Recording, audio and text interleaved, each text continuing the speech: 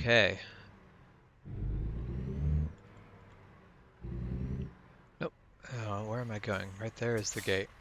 I just saw the fence and forgot where I actually needed to go. Just need to drive out of the gate here.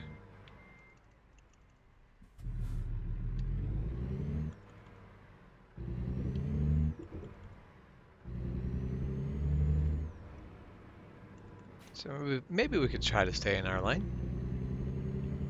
Might not be a bad idea.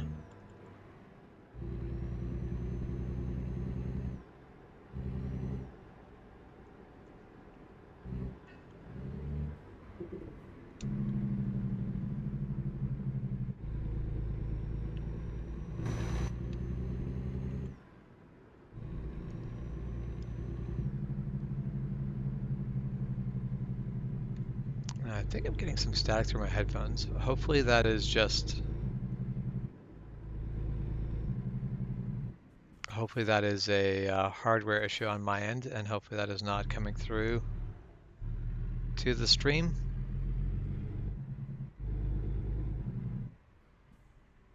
Okay, so I've pulled in the dealership, but I pulled in through the wrong entrance, so I need to go over here too. There.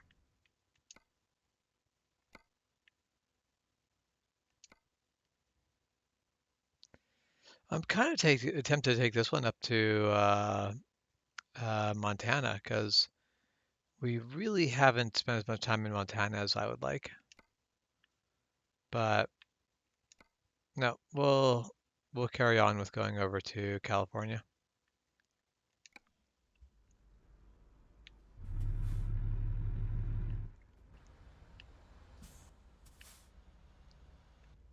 Of course, the trailer we want is basically where I came into the yard is where the trailer is. I kind of suspected that was the case. I did see the one trailer there.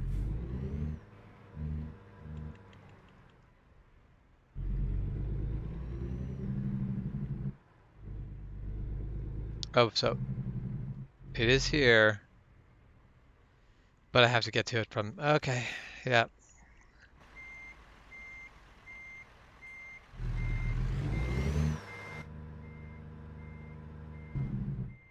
So it would have been best to just carry on this way.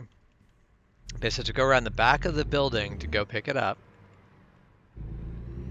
This is not a convenient way to do this, but whatever.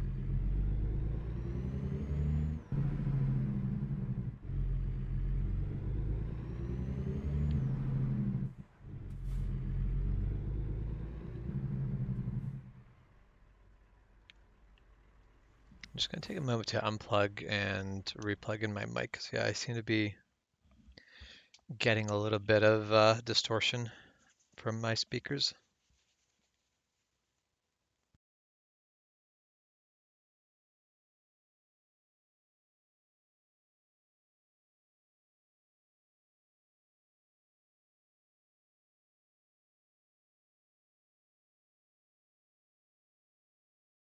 Okay, hopefully that'll be the end of the distortion,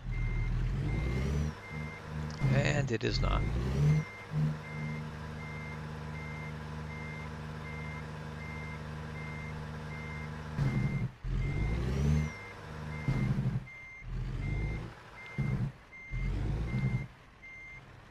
Okay.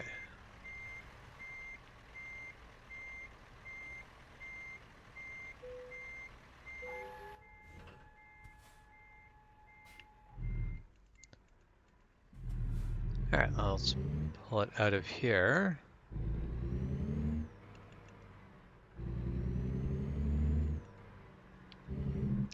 And now this is a rush job, so it's basically 24 hours of driving. So we're going to need probably at least 2 rest stops.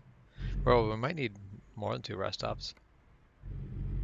And I have 54 hours in order to do it.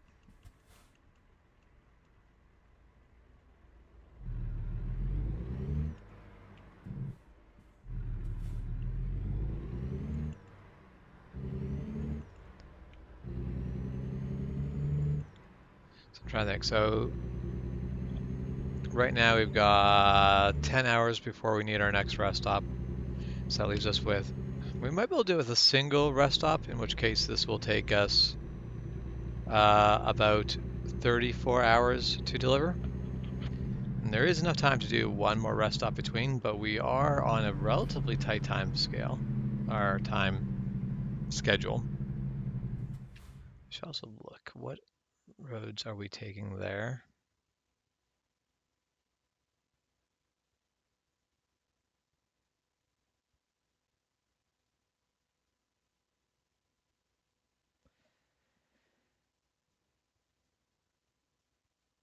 It's already a relatively tight time scale, but I am kind of tempted to take these roads because these are roads we don't normally take.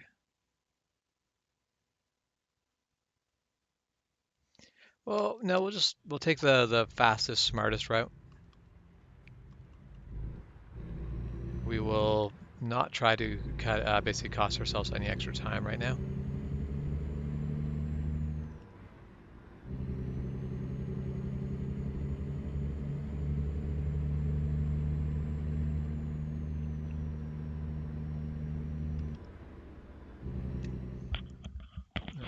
It could also be. No, don't think it's that.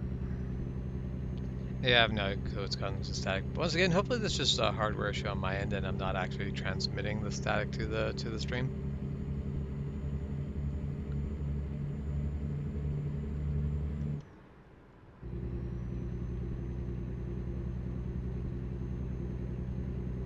Tour East.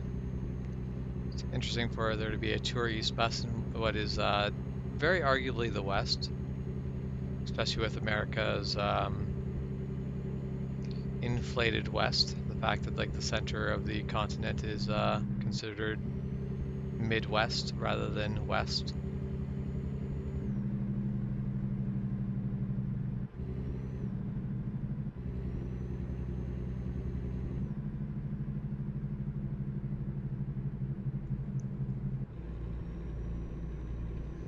Now we are on a tight time scale, so I definitely am going to stick to speeding where I can, but there's going to be a lot of times where I'm just not going to be able to.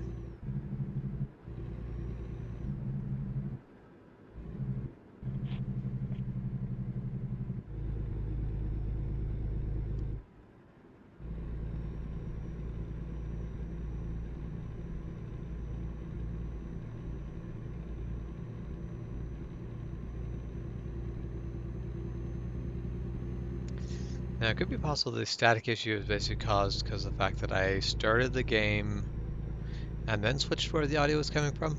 And I know my computer can be cranky about that. It likes for me to basically select my audio output and then start programs.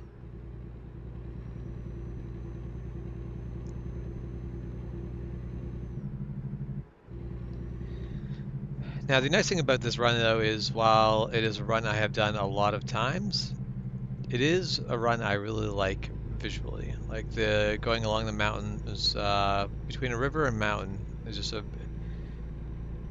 very picturesque place to be driving.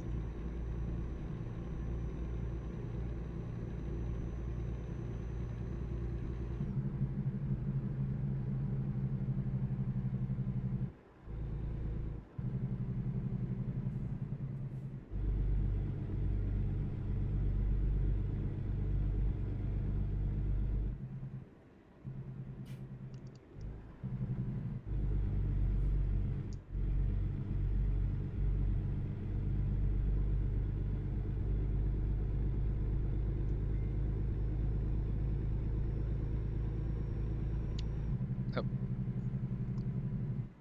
paying attention to other things and not driving. Just gonna take a moment.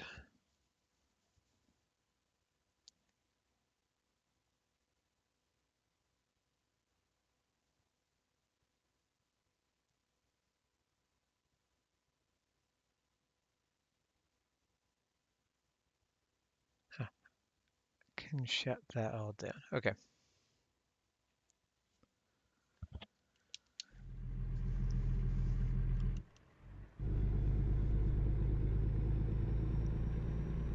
Let's try to get this all back up to speed now.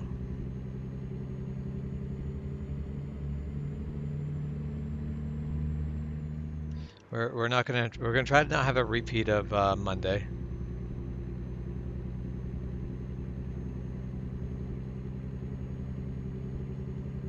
Hey man, that static really isn't that bad, but it's not quite constant, but they're just enough to be driving me nuts.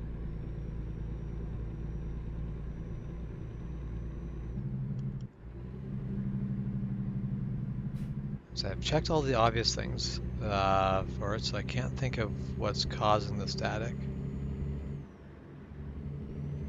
But I'll definitely want to get this sorted out before my next live stream.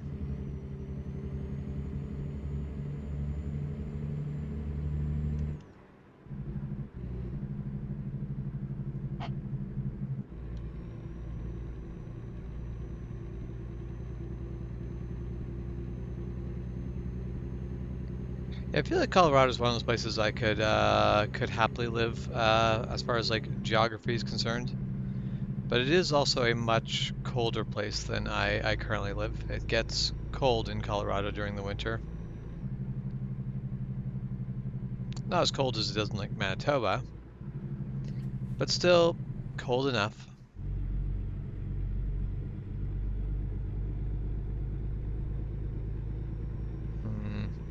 Yeah, I'm just totally gonna steal that spot.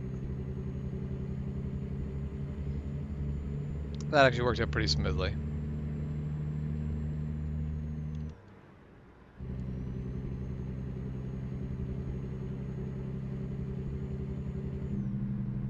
Oh, and of course, yeah. Time to slow it right back down. Get 4 lanes in the city, but as soon as we get out on the highway, we're back down to 2. That is the nice thing about sticking to the bigger highways is you get more lanes. Unless of this weird truck slowing down, because whatever random reason that truck decided to slow down, because I honestly am not sure. No, we're not going to try to pass here. Like, I could pass. And while it is true, I could pass. That would be a bad idea. We're not going to do that. We're in a rush. We're not in that much of a rush. Still going to obey the better. It's better to make it late than it is to not make it at all way of thinking here. As I said earlier, we're trying to not do another Monday.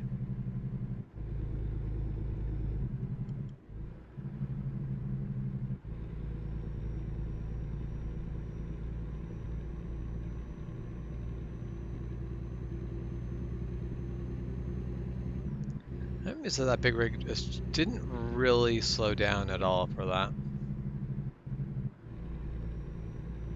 He didn't speed up, but he also really didn't slow down. And I'm not complaining. Whizzing by there as fast as we could go was nice. But it's still interesting.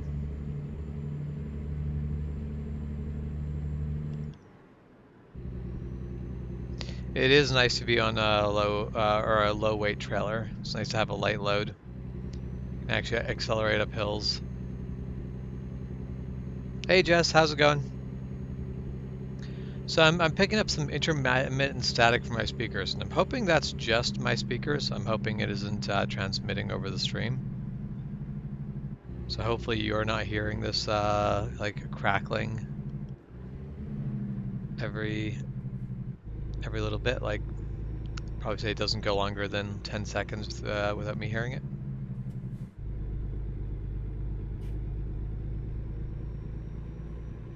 Okay, excellent. As long as it's not going into the stream, that's all right. It might just be my headset. I unplugged it and tried plugging back in, but I wonder if something somewhere just isn't quite connecting good. Because it's just this little, like, it's this light crackling that just kind of pops up from time to time.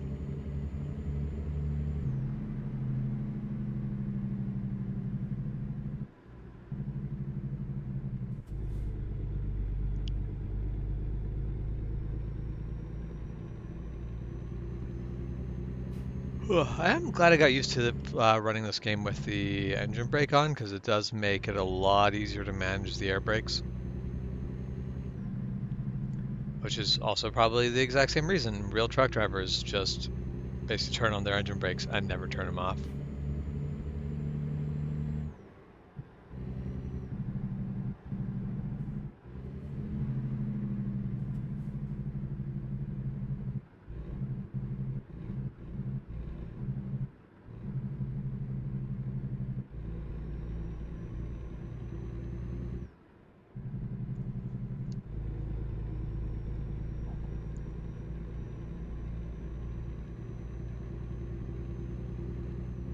And that's so one of the things I always have issue with is I don't think about the fact that engine brakes can be completely quiet. Like you can put a muffler on an engine brake, which means you can then go ahead and use it anywhere because you got see all these signs basically like no engine brake in in city limits or whatever. And it's like, yeah, if you got the old school engine brakes, they're loud, they're annoying. People don't want you using them. But if you have a modern quiet engine brake, just use it everywhere. Who cares? No, which I don't know when we got that money in. Someone's been doing good work, but we can pay off all of our loans. So we are actually now officially debt free. But what does that really mean?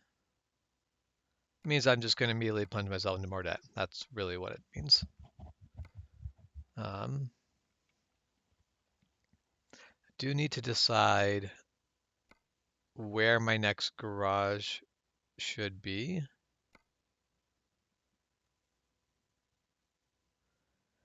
Now, I'm guessing I'm probably going to have to go and like buying, yeah, I can't purchase, I'll have to actually go up to the garage I want to buy. So we'll have to do this, finish this run.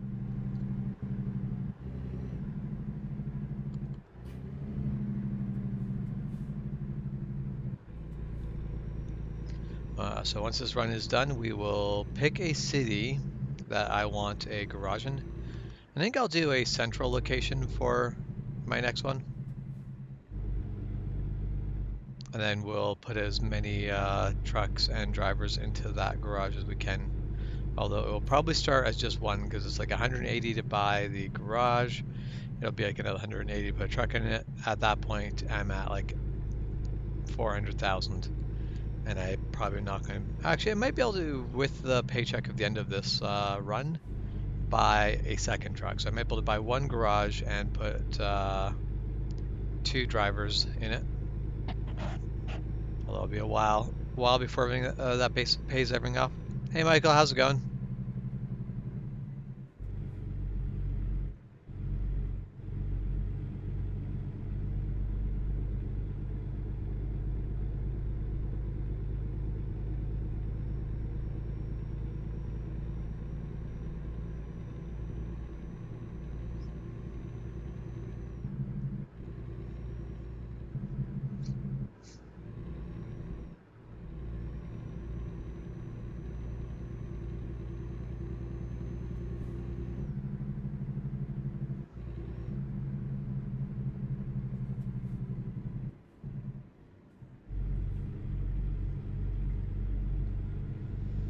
And that's the thing is with most modern trucks coming with muffled engine brakes, it really just doesn't matter.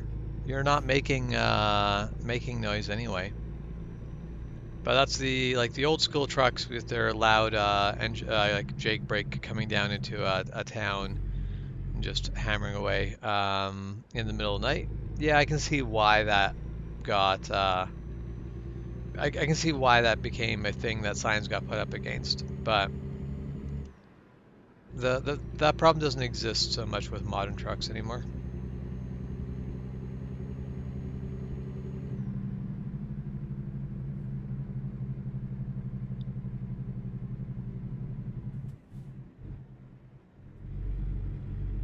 So a little bit windier and rainier than it was yesterday, but pretty much the same temperature. So honestly, we're probably actually having a nicer day than you are, Michael. We are around the same temperature, but it is a sunny day. It's actually a very nice spring day out there right now.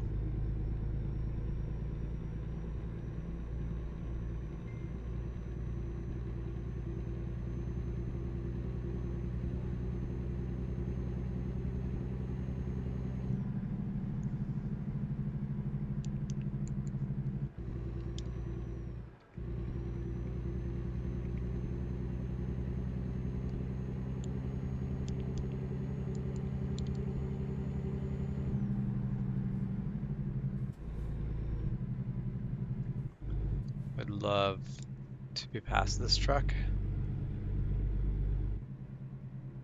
I thought the wind was at For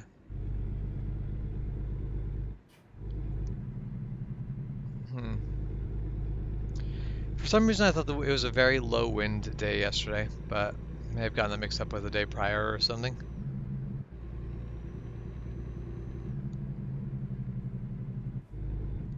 Oh, we got roadworks, so I guess we're coming to a stop.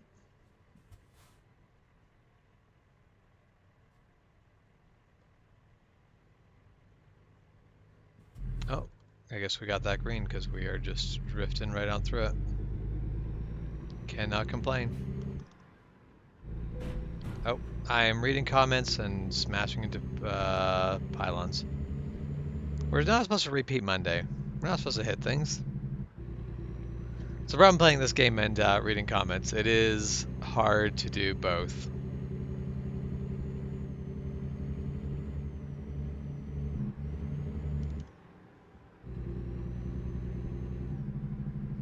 Very, very good example of why you shouldn't text and drive. Just reading a text is enough to take away your control of a vehicle for a bit. Car, you're making bad life choices.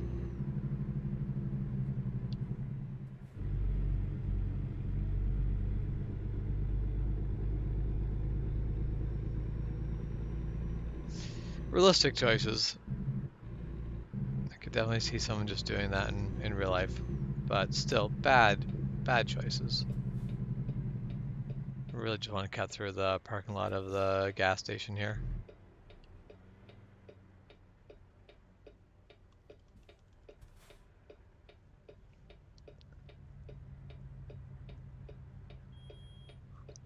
Yeah, ATS is not the easiest game to play and read comments.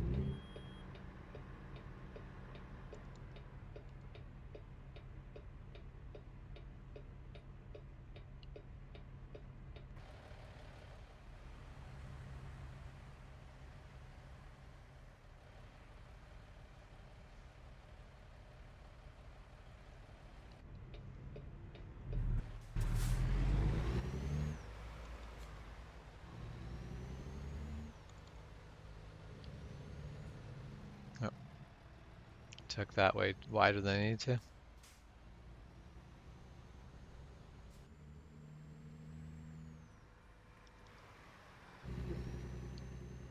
Going through someone's sidewalk, that's fine.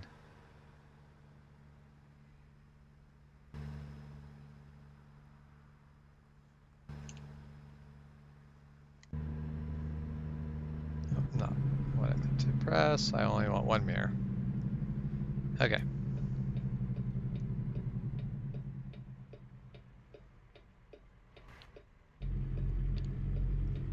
I think you can safely just call that 0.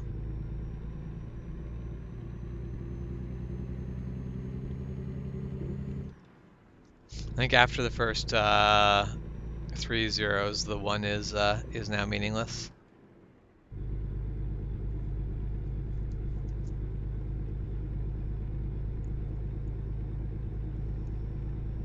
I don't even know how you'd measure that little amount of rain within an hour.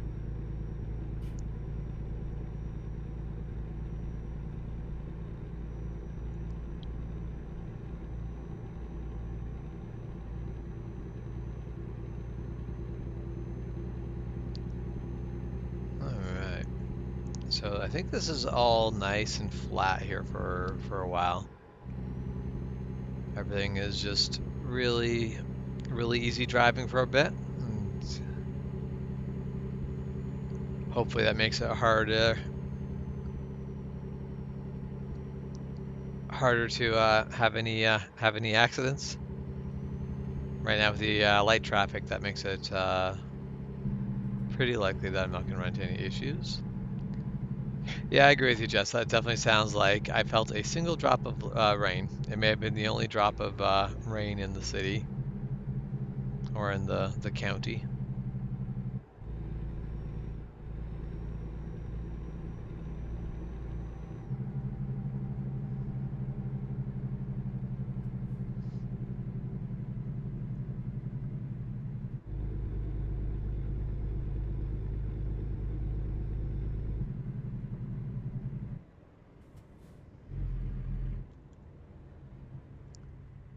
So it sure be easier if this city had a bypass.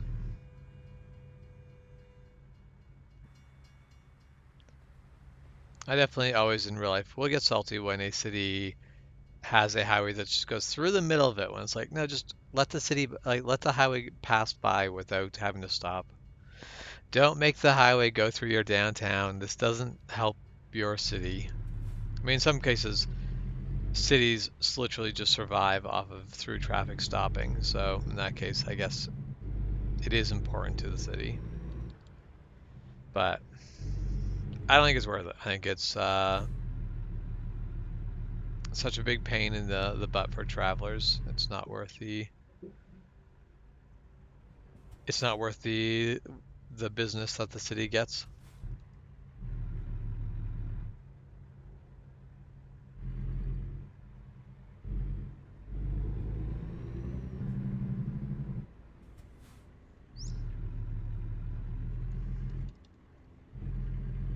So that's not true, Michael. Texas, oh, I definitely just ran over the curb there. Texas doesn't have the most counties in the country.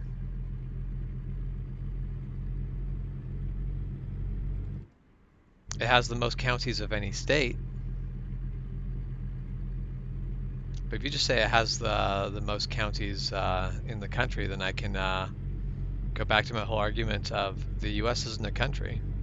Therefore, the only country you would be referring to would be the country of England, which definitely has a lot more counties than Texas.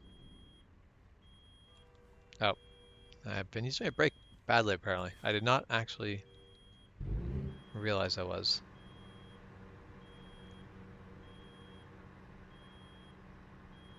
Also correct, Michael. The country has the most counties in the country.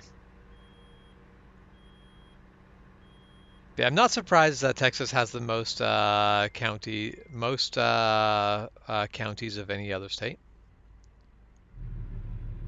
considering the size of Texas versus the other states. That said, like Texas is the biggest state, but like California is also a really big state. So if California ended up having more counties, I wouldn't be surprised. Like if you just had asked me off the top of my head to guess what state had the most counties, I would have probably guessed Texas. But California feels like could have a shot at it.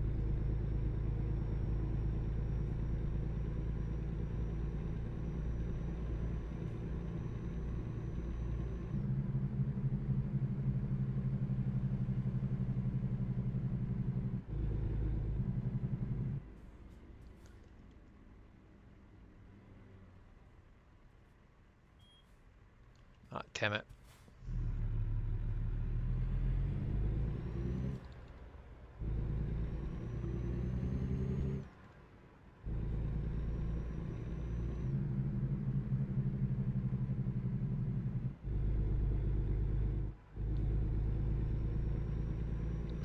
All right.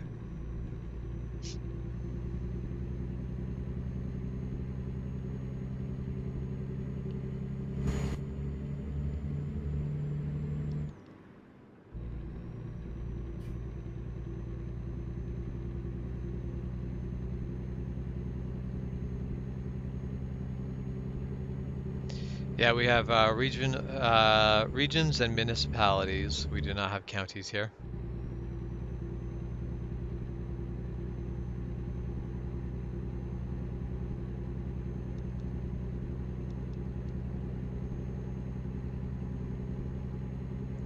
Yeah, but how many countries does Texas have?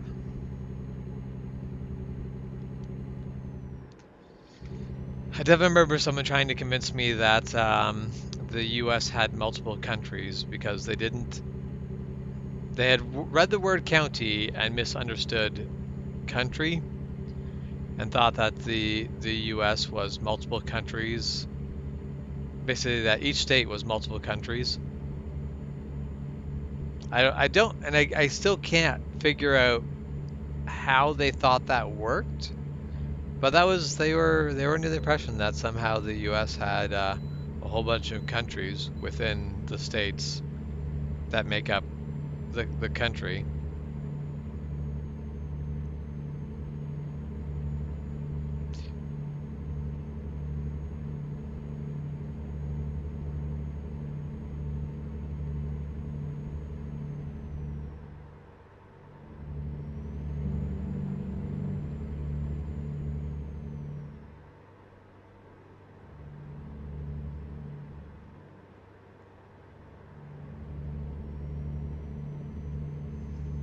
It is kind of funny to me that U.S. uses counties.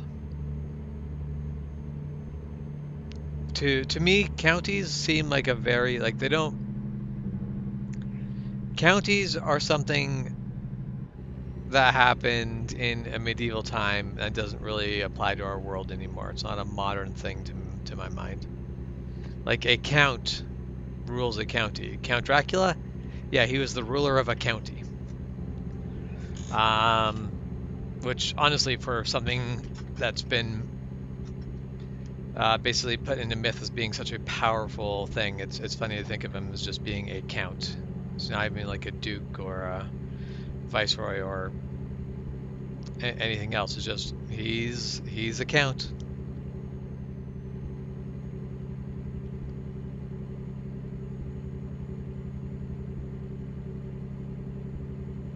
Yeah, sheriffs in Canada are not the same thing as sheriffs in the U.S.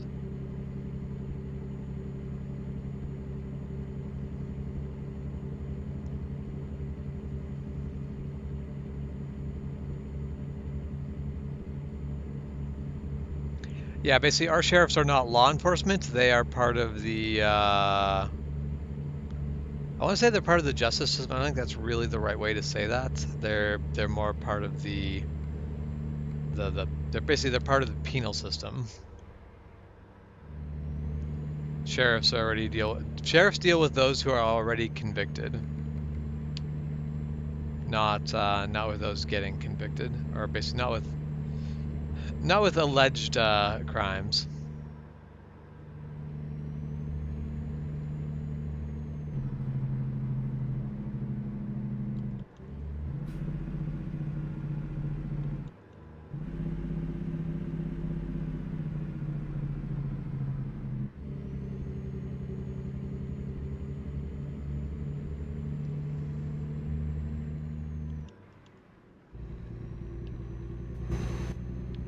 Whoop, turn too far. So that's one thing that I struggle with this game is because of the fact that I have to use a joystick to move my head. I can't quickly snap my head around to look at things. So it's hard to take a quick look somewhere.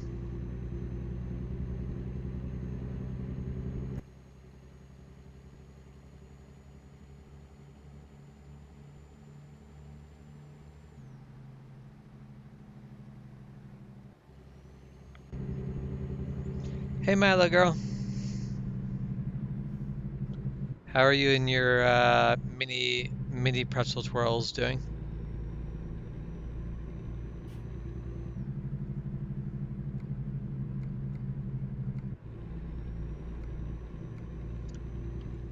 Okay, 2.5 hours. I should really be looking for where my next rest stop is.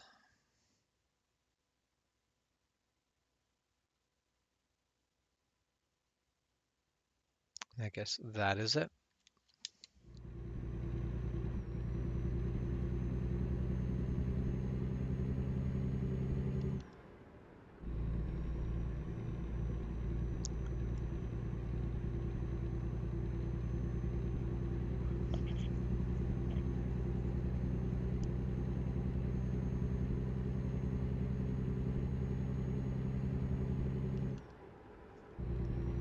So one thing that's always got me is that basically a baron is one of the lower ranks of nobility. Like a baron owns a relatively small piece of land. Like they'll own a castle and some land around the castle, but that's about it. Meanwhile, a count will own a county, which a county will be multiple city, like basically it'll have some cities. Or not cities, it'll have multiple settlements, villages, towns, whatever, and might have other like a couple different castles in it. So you might have barons living inside your county. And then a duke will basically have their own county they're in charge of, but will also have other counties inside their duchy. But just to my brain, going, okay, dukes are very important. Okay, cool. And then counts are important. Okay, cool. And then barons are least important. I'm like, but barons just seem like the word baron makes me think that this should be a more powerful rank than count. And I don't know why, but my brain just goes, no, barons should be a higher rank. Barons are more important than counts. But that's not how it works. So personally, I think reality should just change so that it fits my view of things.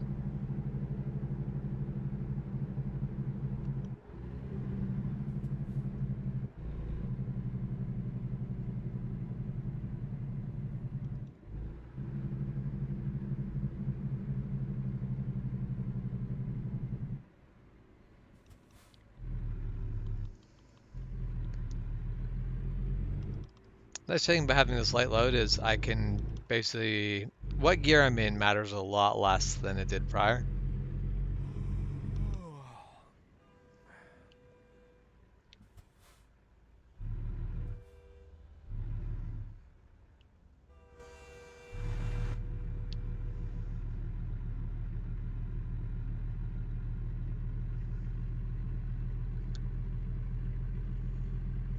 So just out of curiosity, so while I'm here, price. Price would not be the worst place to have a garage.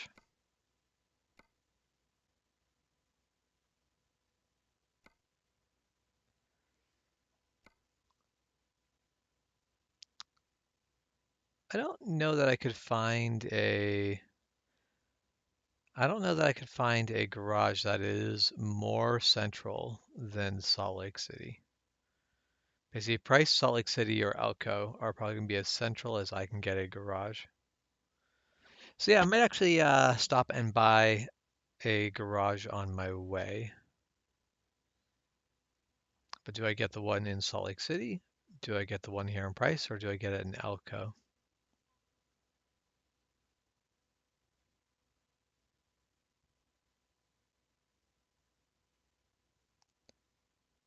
Yep, let's go ahead. Let's take the detour and we'll stop and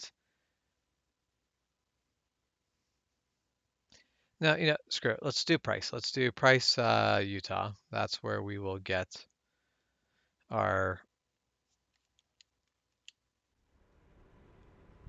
our garage.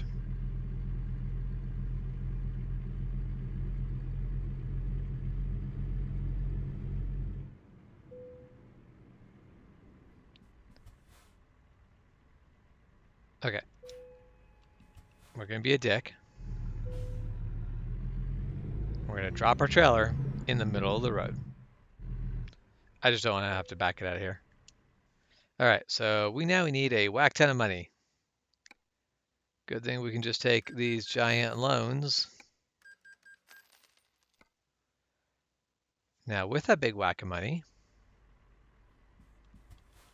but I've changed it. I can afford this now.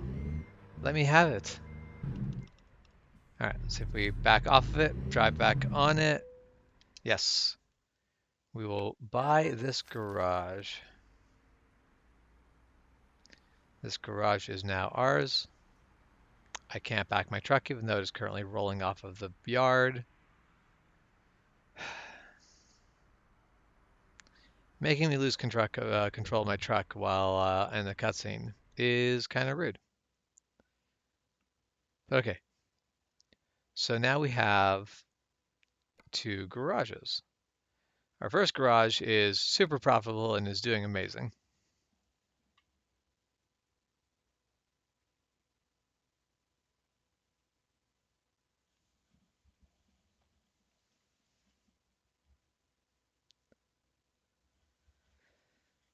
which by the garage is doing super amazingly. I mean, mostly I have one driver who's absolutely kicking butt and the other people are doing all right. And the driver that's really kicking butt, I'm not even talking about me. I'm doing better than everyone else, but that's to be expected. Now we need to go and we need to buy a truck. We'll just buy a Peterbilt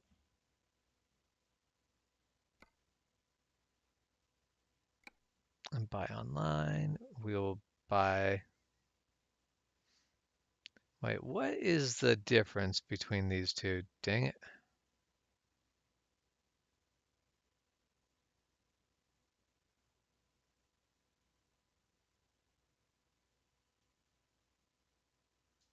There's some difference between them. Whatever. Close enough. We will purchase that truck. We will put it in. Oh, you have to pick a slot. So there it goes. And yeah, basically this is the truck is $200,000, pretty much even. So now I need to go to the recruitment agency. We want to hire a driver. Um, well, really, I think this just comes down to is we're either going to get Sarah or Tori. They have more skills. They ask for the same wage. I'm going to go Sarah. I'm going to get her to be a hazardous goods driver. So we'll put her in our new truck.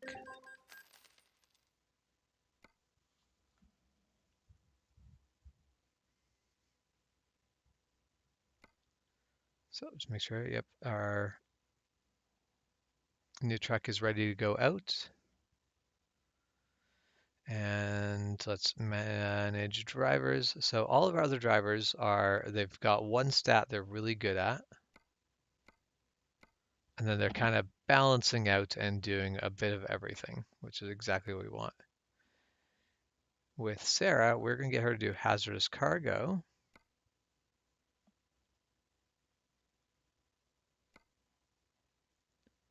And then we're going to go to the bank and we're going to pay back that $100,000 loan because we can't actually make use of that right now.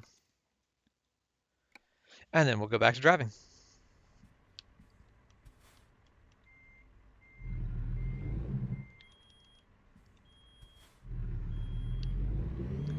Where I've got to organize myself because I rolled out into the middle of the road because the game does not put a parking brake on. Now, for the most part, this yard is not likely to start paying for itself anytime particularly soon. Because this yard is going to be basically the cost of this yard is going to be about 6,000 a day. And Sarah is the only driver operating out of it right now, and so she is not likely to be making enough to cover that. Mind you, the last person who I hired, who I thought would do fine, but wasn't really expecting to do anything beyond that, is now my top driver and is making me like $8,000 a day. So, yes, this new yard might not pay for itself, but just one of the other four drivers I have will basically pay for this new yard. Um, which means that soon I'll be able to get to the point of putting a couple other drivers in here as well, and then I'll be ahead of the curve because at that point I'll be making probably about $1,500 a day out of it and paying 6,000. So the yard will be paying for itself and then some.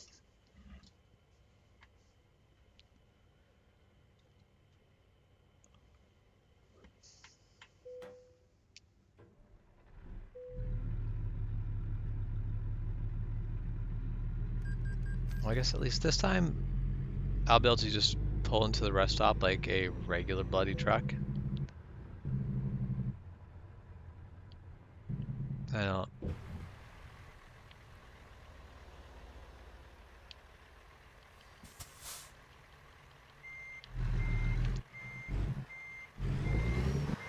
I just have a regular, simple trailer that can be backed up into whatever spot.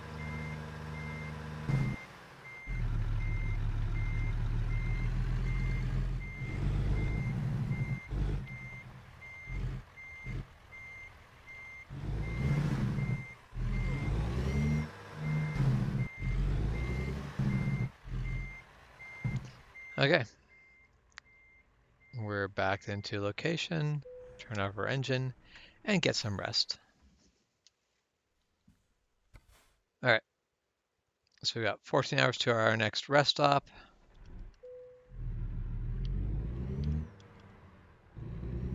My drivers have been busy earning money through the night.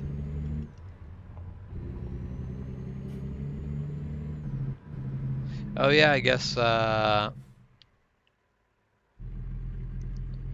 having to find a place to park your trailers while you bring your truck into the repair shop would be a big pain in the butt. Okay, and so I'm going to have to take a break before I get a chance to stop. So yeah, we have 14 hours, but 16 hours for our delivery. We have 35 hours, so we should get away with one more rest stop. Yeah, Vancouver seems like a very thoroughly unpleasant place to be driving a big rig. It doesn't seem like to be like I don't mind driving in Vancouver. Vancouver is not a place that I dislike driving, but the longer your vehicle combined vehicle length you have, the more it seems like this would be a really big pain that is totally not worth it.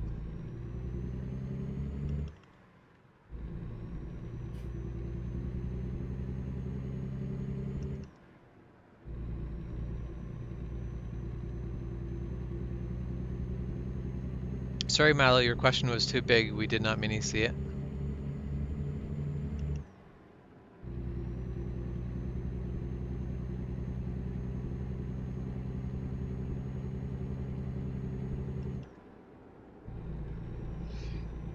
There's a question in there a little ways back.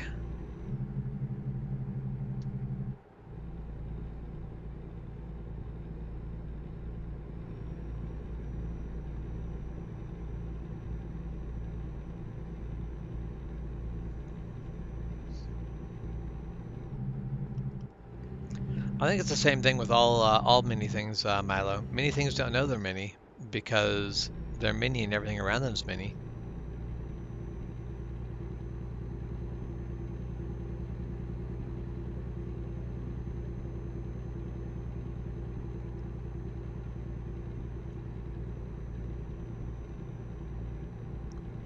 I feel like it's been kind of surprising. I should be pushing back my bedtime in this game. That's usually not the way it goes. Normally I end up going to bed earlier and earlier and then waking up at 4 in the morning.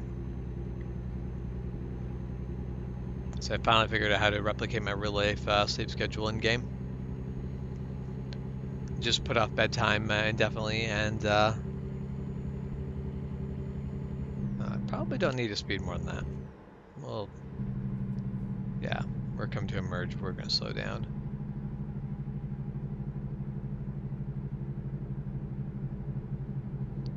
Wind turbines.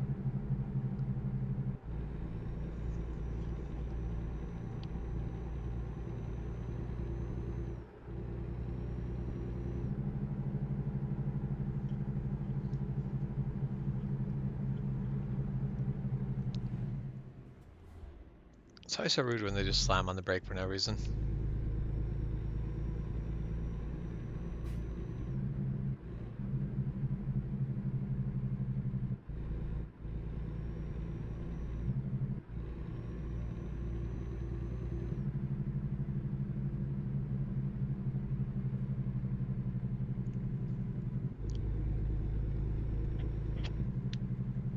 Should probably go to the right lane. But I kind of want to get past that RV and that big rig.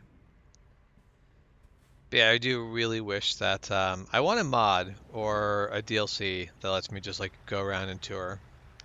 Let me hop in like one of these C-class motorhomes, or like let you give you the option, like let you buy like C-class and A-class motorhomes.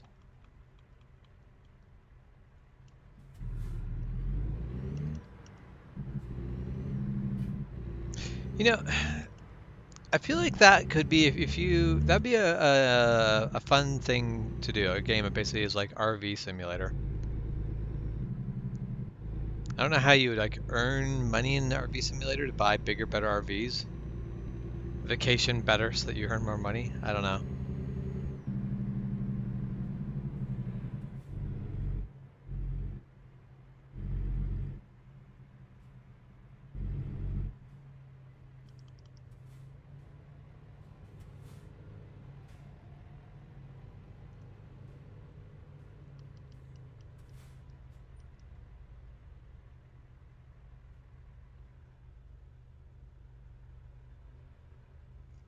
I guess rather than have it be that you could do things to earn money, have it so you can at the beginning basically choose a character. You can either have like a young character that uh, basically doesn't have a lot of money, so you basically buy an old camper van, but you're basically young and fit and get to like explore the places you go nicely. Or you can be like old retirees where like your character gets out of breath immediately every time they move anywhere. However, they can buy like a really nice fancy A-class motorhome.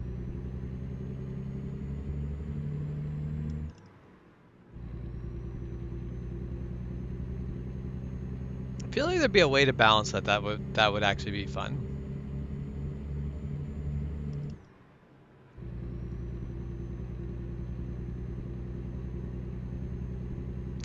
Oh, ah, am I being an ass? I'm totally being an ass.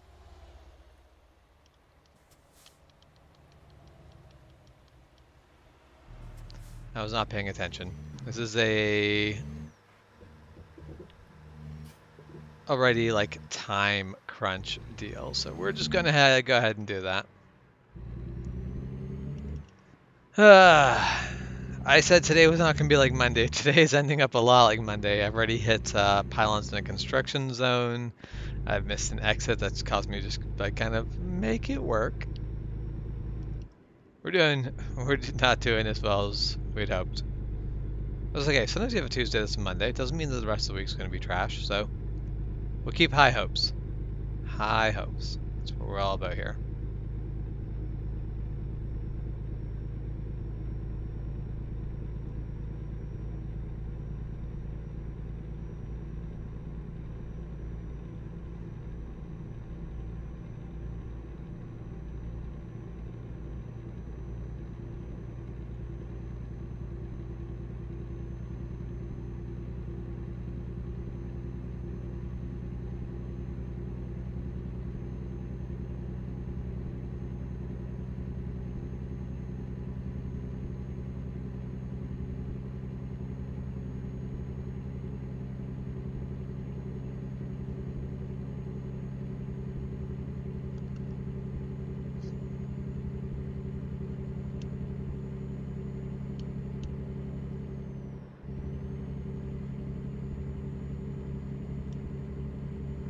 Alright, coming up to construction zone here, I guess. We'll see if this is a just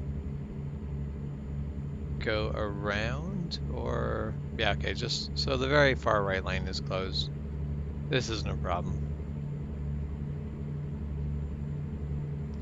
Blowing through here at 85 in a 55 zone, it's fine. 90 in a 70 zone. Hey, okay, we're doing great. What sort of bug are you getting in your zoo game?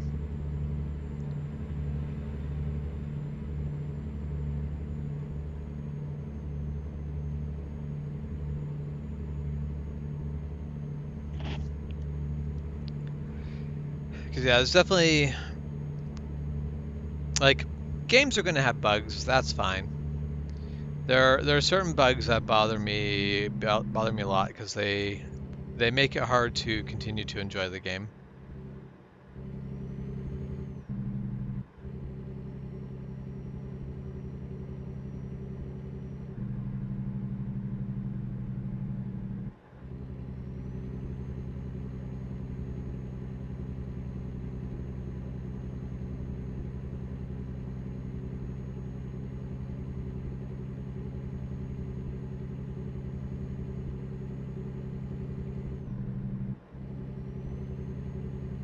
Mm-hmm.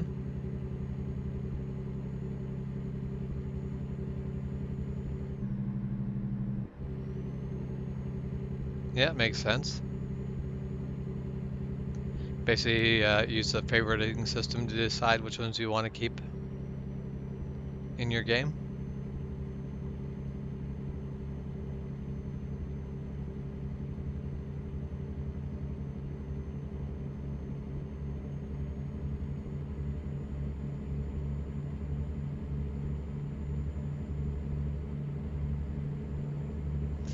So basically, at this point, it's you don't really have any control of what's in the list now. Things that were deleted are back. Things you favorited are not favorited. Things you've unfavorited are favorited.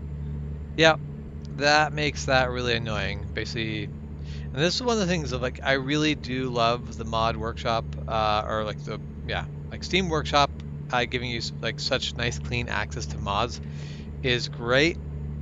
Mods are always inherently just one of those things that is messy and tough and can kind of suck.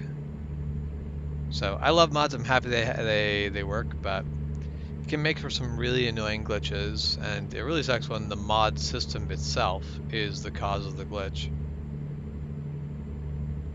I do wonder why I don't know if that's a workshop mod bug or if that's a uh, Planet Zoo. I think it's Planet Zoo, not Zoo Planet. Bug, but definitely frustrating.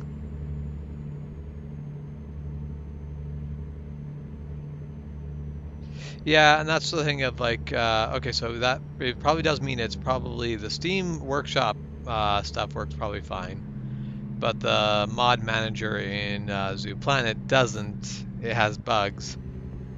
So it'd be the more convenient one to use, but that might also mean that because of that, it might actually be more beneficial to use the Steam side of it only, just because it might be more stable. Yeah, the joy of games where it has to work in a bunch of different ways.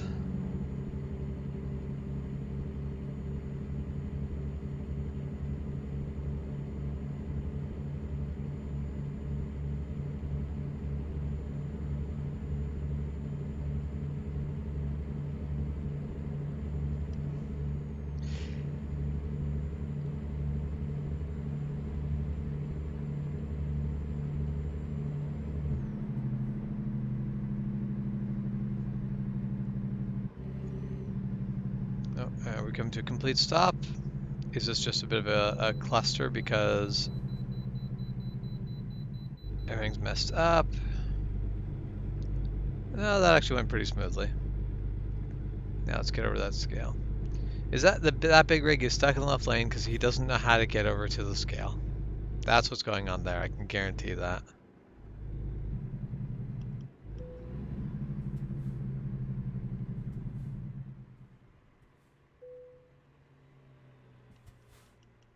Am,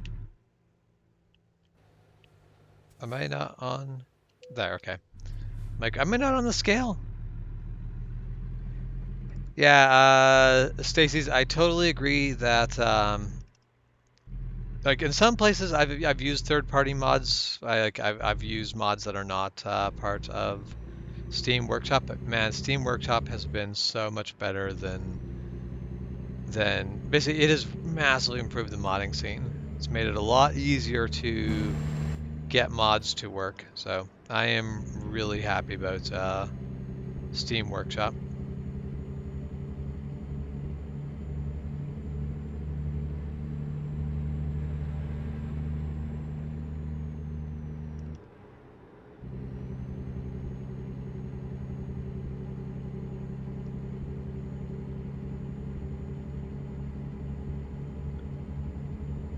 And that's the thing of like, it's probably not a good thing for Steam to have a monopoly on the video game digital sales world,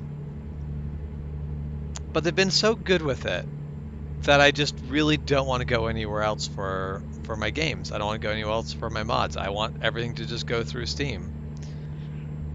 So I'm glad that there's competition from the one country, one company shouldn't have a monopoly sort of deal. But also when other companies are trying to basically take market share from Steam, I'm like, don't bother. I'm not going to buy it through anything else. I'm only going to do this through Steam because Steam's made this easy and made it work.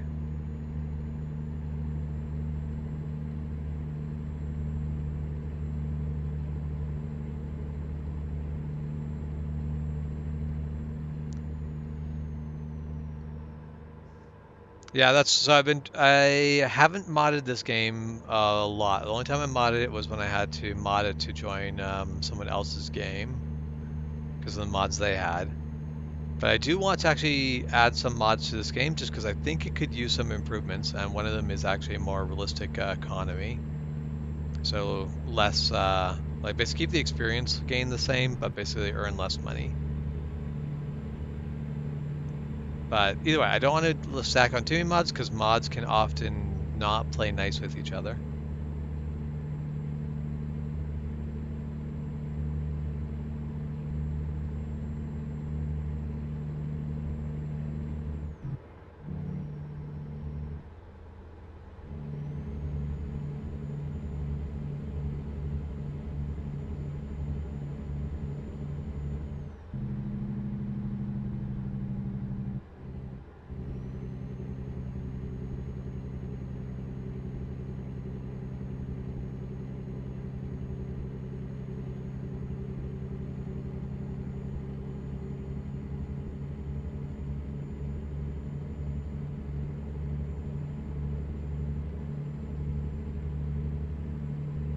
Just trying to read comments while driving, and this results in me just like flicking my eye towards the chat and not actually getting it read because I have to look back too quickly.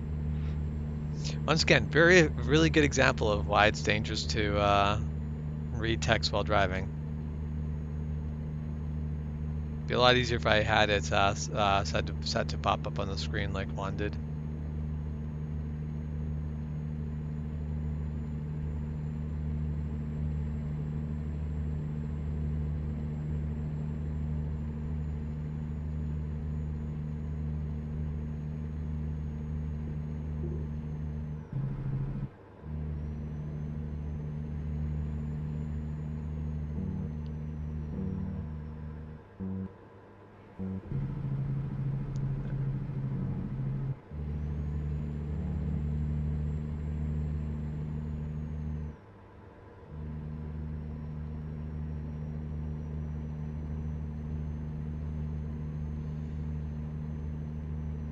Yeah, I definitely.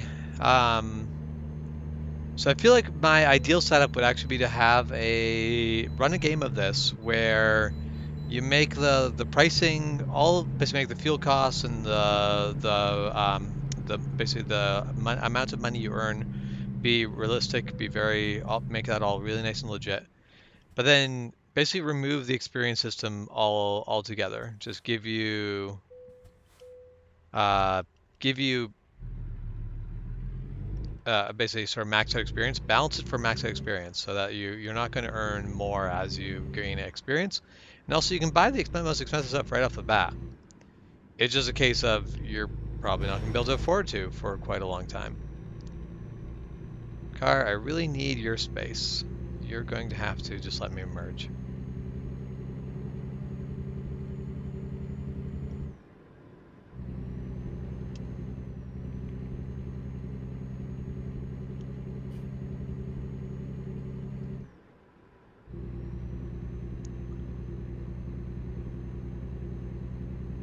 Yes, definitely driving by Braille there for a moment.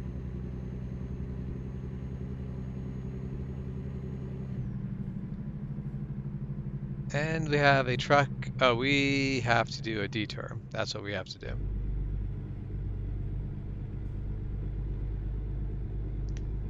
This one should at least be a very easy one. Slow, but that's fair. That's understandable. Detours tend to be backed up with traffic for miles.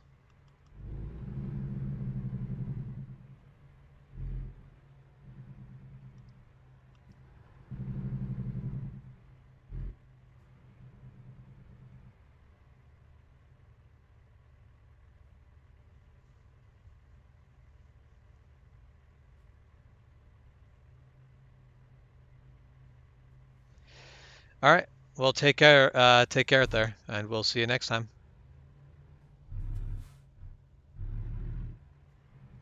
What are we running? We are basically just hauling trucks off to Redding, California. Oh, dang it! I can't actually go up the other side.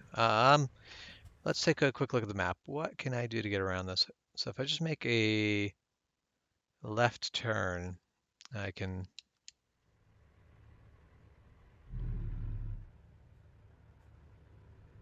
Oh, wait, can I make a left turn? I think I can make. Yeah, I can make a left turn. Cops are kind of far out into the intersection, but oh, the tractor I'm running. It. How do I? It's just it's a same Peterbilt that I start with. It's the um yeah, the Peterbilt 579. How do, whatever. Actually, that's the easiest way to do the view. Would just be to look around. But let's get through this intersection. But it's funny. I don't think I really have any strong feelings about about Peterbilts themselves. This is just my favorite dash. Basically, it has the information in the dash laid out in a way I like. I do love the color of it.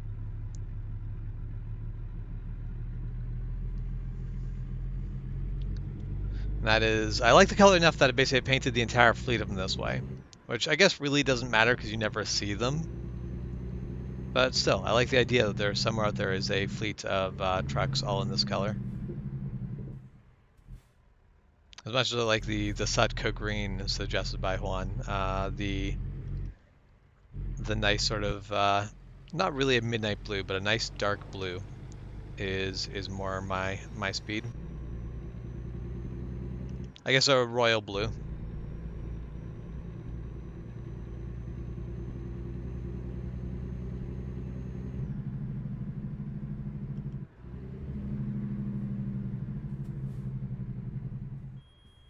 Oh, and I'm tapping the brake again. Every time I think I've gotten rid of that habit, I start doing it again.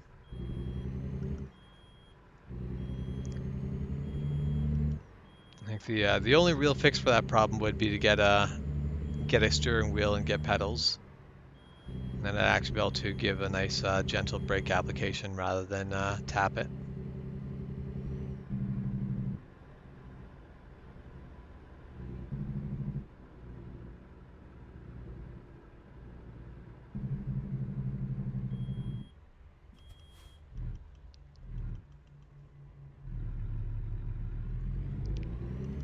Definitely one of the probably would be driving better if I wasn't trying to look over comments all the time.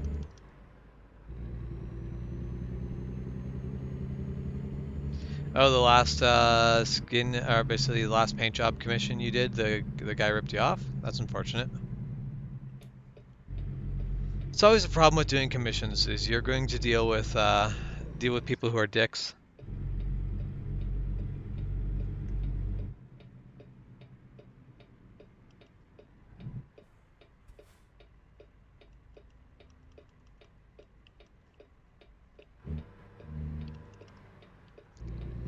Yeah, the Logitech G29 is definitely, it's very nice. I would love to get myself a system like that at some point. I'm not going to do it yet. I don't actually play enough American Truck Simulator to make it worth getting a steering wheel system for it. But I do basically between this and a couple of racing games, I think it would be really nice to have a steering wheel setup. Although it is funny, I would be more willing to buy a steering wheel setup for this than any of the racing games I play.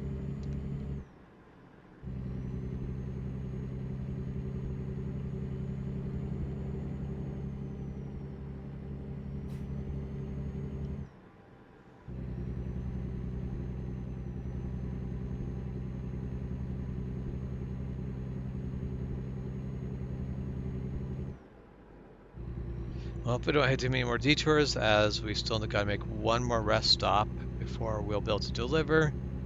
So we've got 8 hours to rest stop and 10 hours to the end of our delivery.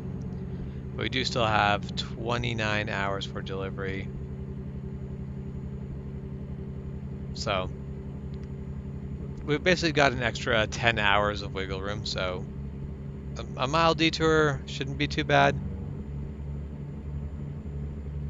Excuse me. But we are still on a bit of a tighter time crunch than most of the runs of this distance.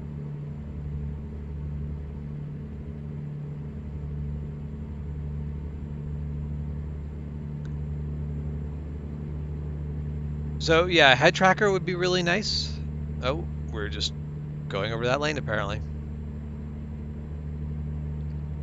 Gotta love those accidental lane shifts.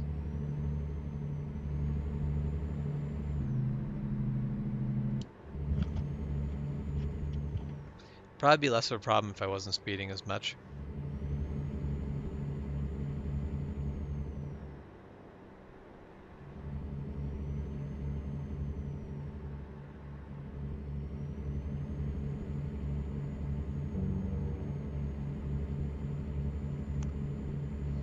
But yeah, head tracker would be really nice, but actually what I would prefer is a good multi-screen setup. But from what I've been looking into, it doesn't seem like American Truck Simulator likes to go across multiple monitors well. And that's a little bit sad. I do wish that American Truck Simulator did a better job of giving you monitor setups that made sense. Because that's really what I want. Is I want my main monitor to have this view, and then I want the monitor to my right to have that view, and the monitor to my left to basically be that view at the window. But I can't actually set it up quite like that. Basically, it always treats it as if all the monitors are at the same angle, and I would like to be able to actually set parameters. But I don't know. Maybe if I look, there might be someone who's modded a setup for that.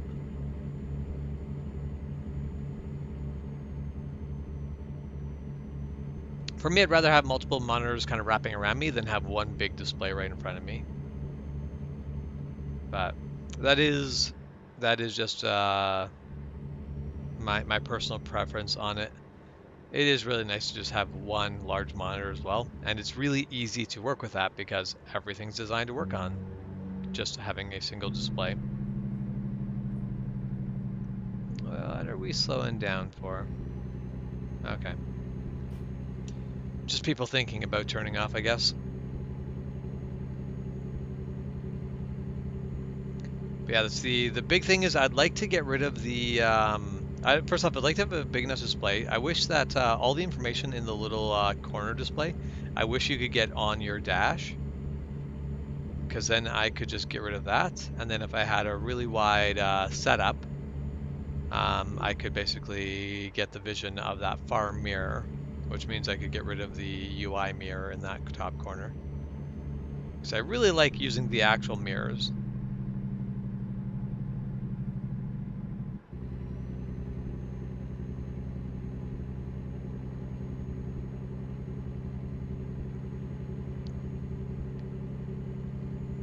Now, as I think, Elite Dangerous is one of those games where there's a lot of stuff the game basically doesn't quite get right to be as fun as it could be, but whenever I played Elite Dangerous, I basically found the thing I really wanted to do is I just wanted to play Space Trucker. I wanted to basically just haul cargo around in space. That's what I wanted to do in Elite Dangerous. And the thing that made it actually fun to do in that game is just that the in-cockpit UI was really, really good. It let you basically map things in a way that made it very easy to navigate around, and also you could just like look at the various screens on either side of you and grab the information you needed at any time. And it was all displayed in a way that felt like it was really there in your cockpit, not like this was being put onto a screen for your information. And I think that was the thing that I liked most about that game. It was just the way they had built the immersion of the space around you. I just wish people would take that same way of thinking and apply it to games like American Truck Simulator, where I don't want the UI to be something that is put up on the screen. I want it to be something that physically exists inside the truck cab. Like, I don't need to have my my speed on the little UI screen there. I don't need to have the speed limit that's already on the display. Just put a clock somewhere in here that gives me the time. Maybe even like, sure, most clocks in real life don't have the date, but go ahead, toss in a clock that has the date. Even make it just so you can buy it as something to put on the dash. Let you put all the different UI information on the as like a aftermarket on the dash item, so you can still have your this is how the truck realistically looks, but still get your UI stuff somehow that is physical. And I would love that, because the immersion of that would just be so fantastic. Oh. I'm doing 80, speed limit's 80. Let's get that speed back up. So let's not go for 90. Bad things happen to me when I'm doing 90. Oh, that helicopter just spawned out into the middle of the sky. Alright, what are we slowing down for? Alright, crash. Oh no, not a crash. Someone got into a police chase.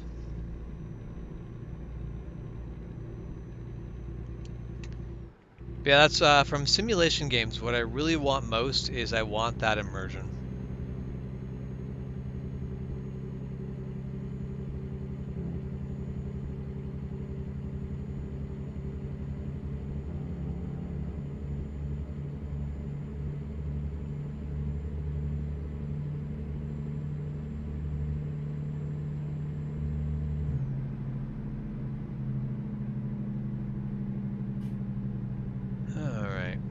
Stuck between a big rig in the left lane that's moving just fast enough to not be able to be passed, and behind a car that wants to tap its brakes at random.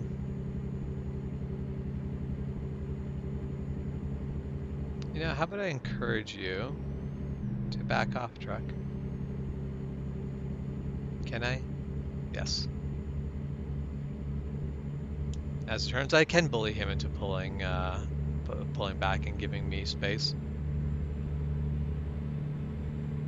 Was it very nice of me? Absolutely not. Would it be worth doing in real life? Also 100% not. Am I going to keep doing it in a game? Probably yes.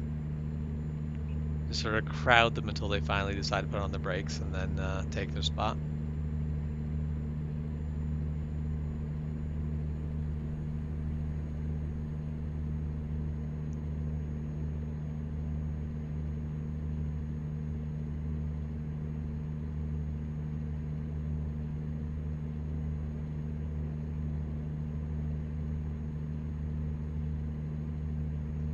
Oh, and I'm just sitting there in 16th gear at redline,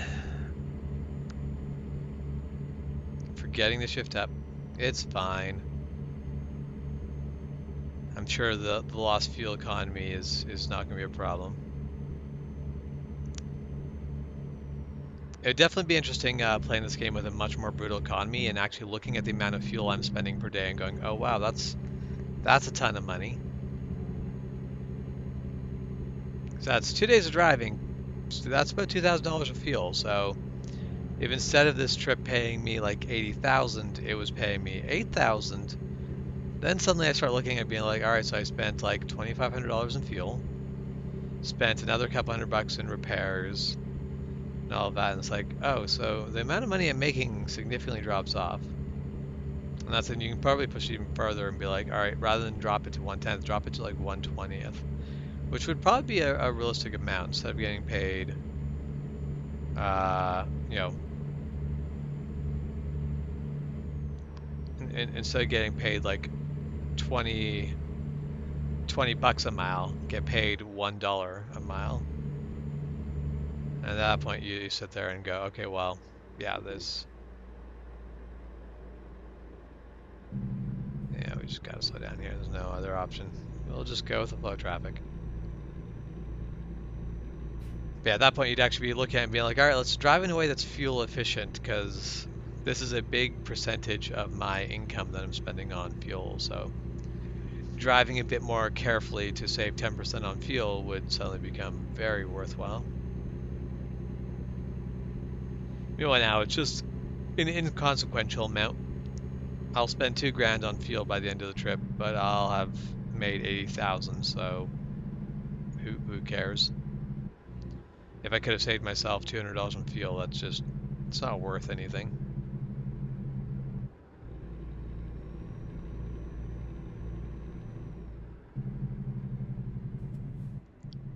No, I was kind of hoping you're going to go left.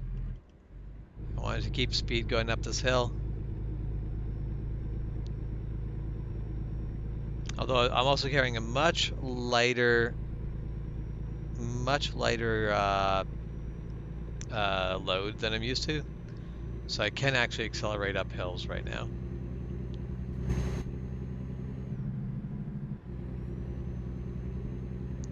A lot of the time you can't, if you're carrying a load that's 90,000 pounds and you hit like a bit of a steep on-ramp, you're not accelerating up that on-ramp. You're just going to like claw and hang on to every little bit of speed you can manage to hold on to, but you're going to lose some of it. There's just no way you're not going to. With a load that's 15,000 pounds, it's just, all right, you want to accelerate? We can accelerate. It doesn't matter. Oh, and we have, oh, agricultural inspection ahead.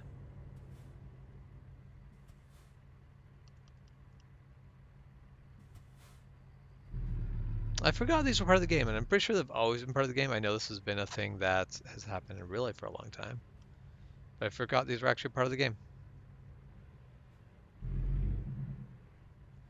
Yeah, I've been wanting to do one of those really heavy loads, and it's probably going to be a very painful trip, but it'd be a kind of cool experience.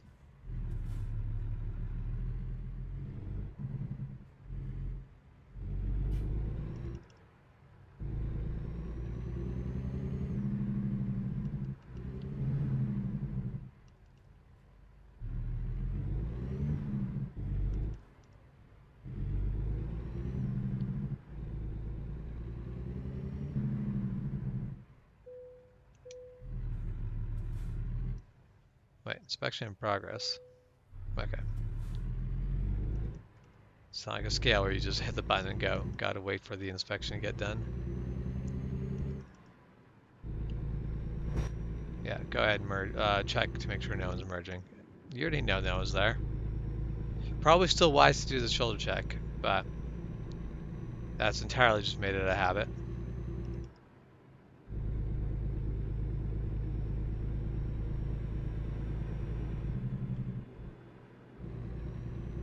Alright, merging in.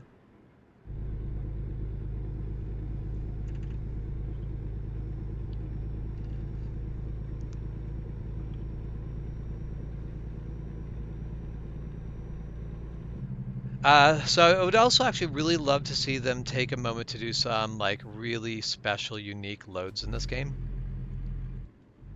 Like do some stuff that's like literally it's like nope, it can only go on these roads. Like I'm hoping once they go farther east, maybe they'll add something like a shuttle run.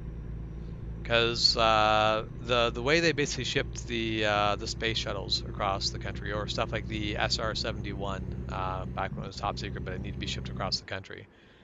Like you have these things where it's like it was such a massive undertaking to move those things, but the idea of trucking those along. I'd also love to see a windmill blade load, where basically you have to take roads to avoid any overpasses. You can't go under any overpasses because you're over height. So if there's no way around it, you have to go along a road that has an overpass. You have to basically take the exit where the overpass is and come down the other side rather than go under the overpass because you're too tall. That'd be super cool to see.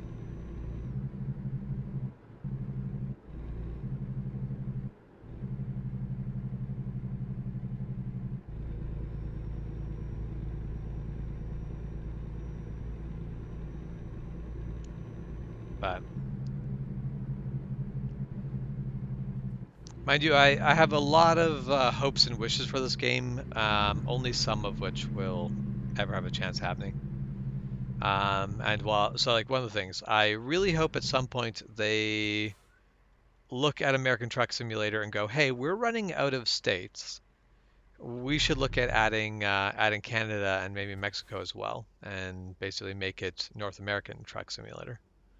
I think that would be super cool to see. There's a lot of trucking. I know a lot of trucking happens across the Canadian U.S. border because, well, my that's what my brother does a lot of the time is shipping across the international border.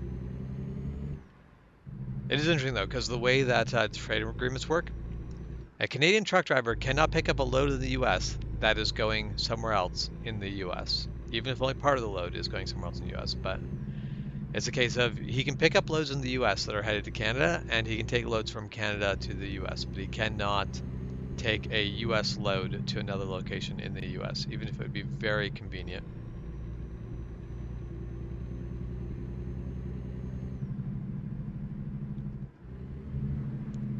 Yeah, so I'm on the West Coast, but I'm in Canada, so I would love to see basically at least the eastern edge of Canada, because really that's where all the people and roads and everything is. Would be great to see added, but it is a case of um, I'm definitely looking forward to them getting the rest of America together. The idea of basically being able to do a road trip from Florida to Washington is just awesome. And also do like a trucking run from New York to LA. Basically do the cannonball run, but in a big rig. Possibly with less speeding and shenanigans. But still, just there are certain iconic runs basically from coast to coast that'll be amazing when you can finally do it. I feel like the the day the day you can basically go from any of the fully eastern states like Florida or anything along the eastern coast to the west, that'll be that'll be an exciting day for American Truck Simulator, I think.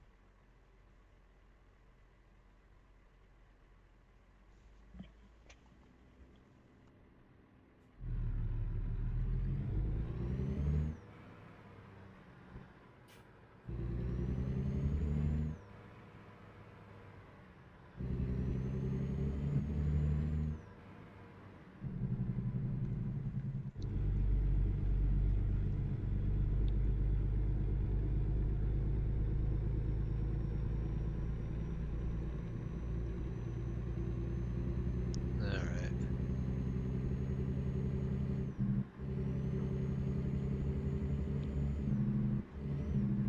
Oh, need to take. Where is my rest stop going to be? I need to turn all this back on. It's not a fuel stop, but it looks like there really isn't a fuel stop on the way. So that's our stop then. So we will do a rest stop there, and hopefully our fuel makes it all the way. Let's just do a quick double check. Let's make sure I'm not like driving away from a fuel station. So yeah, it's been a while. Basically, I haven't had a fuel stop option since Reno and would have had to do a detour in Reno to get it. So yeah, Reading is my next chance to stop for fuel. That'll be fine.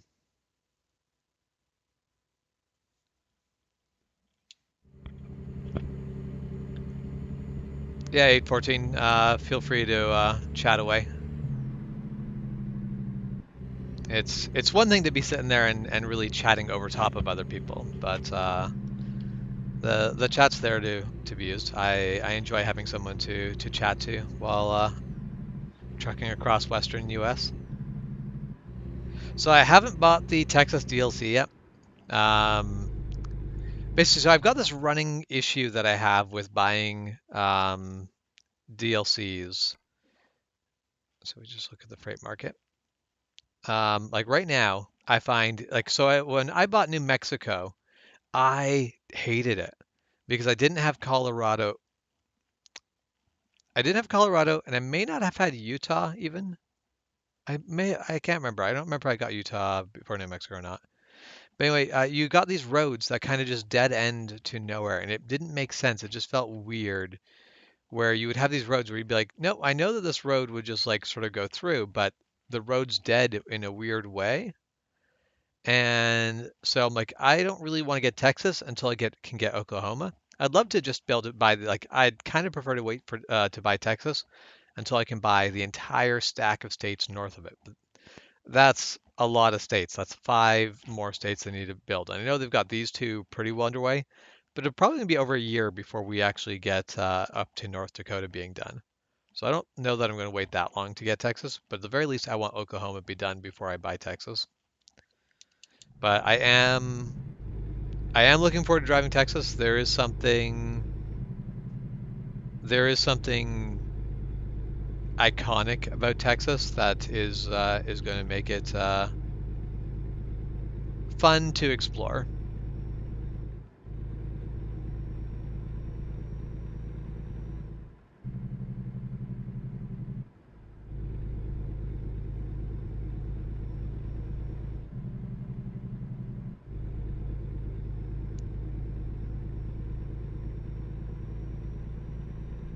All right, we're just going past you.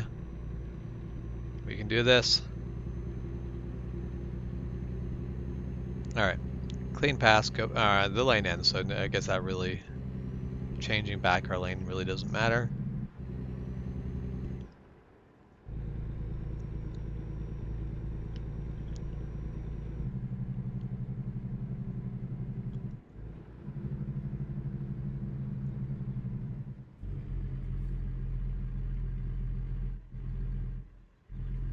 Yeah, that's the big Texas interchanges are weird ones. And that's I have not been in Texas. Like I have spent very little time in Texas. Like I've been in Texas for about 24 hours at a time. That's about it. But my experience on Texas roads so far has been everyone on Texas roads is insane. Like the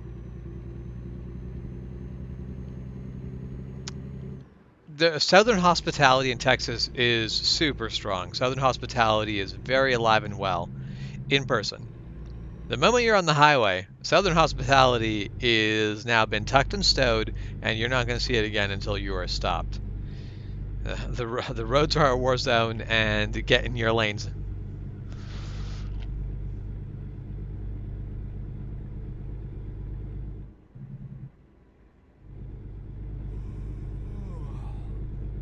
Well, that's a nice scenic lake right there.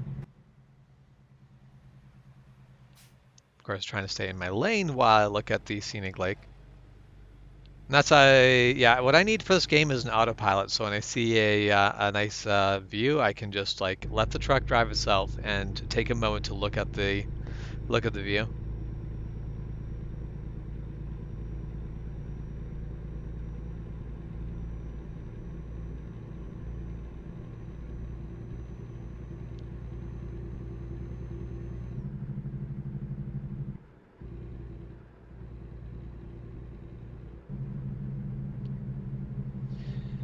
I mean, we could probably do a Google search to see if your hometown is in it. But until I get the DLC, I'm not going to be able to go and check out what it looks like in game. And I will at some point. I definitely will at some point. When Oklahoma's out, I will start considering it. But until Oklahoma is out, I am going to just hold off on it. It doesn't hurt that Texas is a bit of an expensive DLC. Like, I don't think the pricing is unfair at all. It's Texas. It's a big state, so it being more expensive than the other states is completely reasonable. But it is also a decent chunk of money to spend on DLC. I would get. I made inefficient choices here. Made very inefficient choices. And rather than deal with the consequences of my actions, we'll just be dicks about it.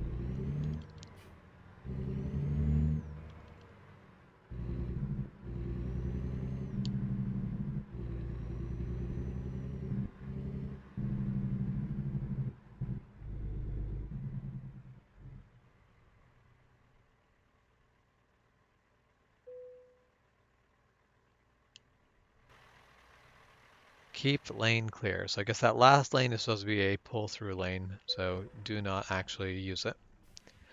Makes sense. Because yeah, the other end of that was a... Oh, why did I go into reverse? That was not...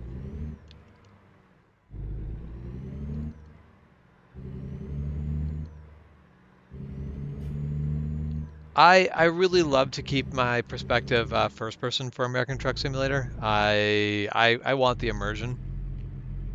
I'd love to be able to get the immersion cranked up even more. Really get immersed into the idea of American Truck Simulator more. But it is also a lot easier. If you're in third person, it's a lot easier to look around and actually see what's going on around you and actually see your clearances. Normally when I first started playing this game, I would use third person a lot for backing up and moving through tight spaces, and I would use first person for just cruising on the highway. But part of the thing that when I started doing this live stream series, I really should not have pulled out in front of that big rig. I was not going fast enough.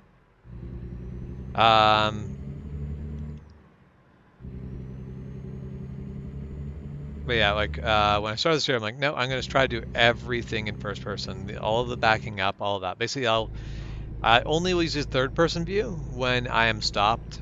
Was kind of the plan. There is, however, just these moments of everything being very, very picturesque and very beautiful. Like it's a very simple landscape, but just the view of the truck bombing. Oh. And then that's exactly what happens. Man, third-person view is so dangerous.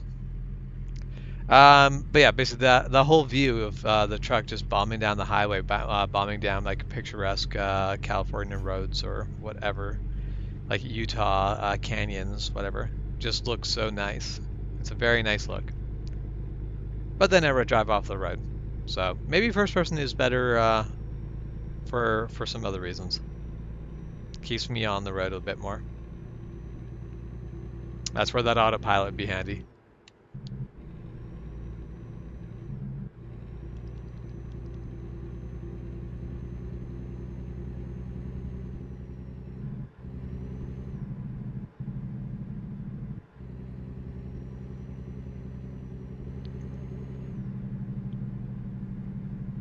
Yeah, I think like I feel like if Texas was tucked in like next to California and Nevada and Arizona, Texas would still be huge. Texas is still going to be a very large state, but I think people would underestimate how big Texas is a little bit less. Because California is a big state. You want to drive California north to south, it's going to take you a damn long time. So when someone goes, yeah, I'm just going to drive, to the far end of Texas, people would be like, oh, that's far, right? Meanwhile, when you're in a lot of the eastern states, which are so small, the idea that Texas could be as big as Texas actually is probably just doesn't cross people's minds.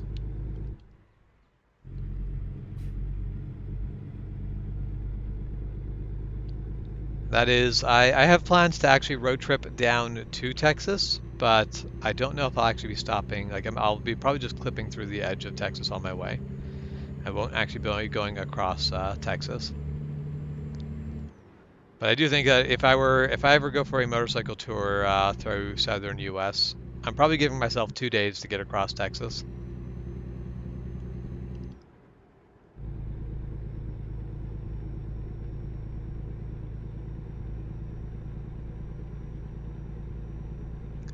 Yeah, that is the thing of playing convoy in this game is it's very easy to be riding someone's bumper and they slow down, they stop or something, and you just slam into the back of them. It is one of those things of this game does let you just kind of it lulls you into a shorter following distance than you should actually be leaving. And then combined with it, you get a little bit of lag where someone's moving at full speed, and then from the time that they've seen something, they put on their brakes, but it takes a half second for your computer to be aware that they've done that. So by the time you're slamming on your brakes, they're already like in full on like stop braking. So it is challenging, and that's even like racing games have the exact same challenge. Every racing, like every simulation style racing game I've ever played, corner one immediately just has a pile up. Everyone slams into the back bumper of everyone else, and there's this huge wreck in the very first corner because the person in front of you started to brake, you didn't, and you slam into them. So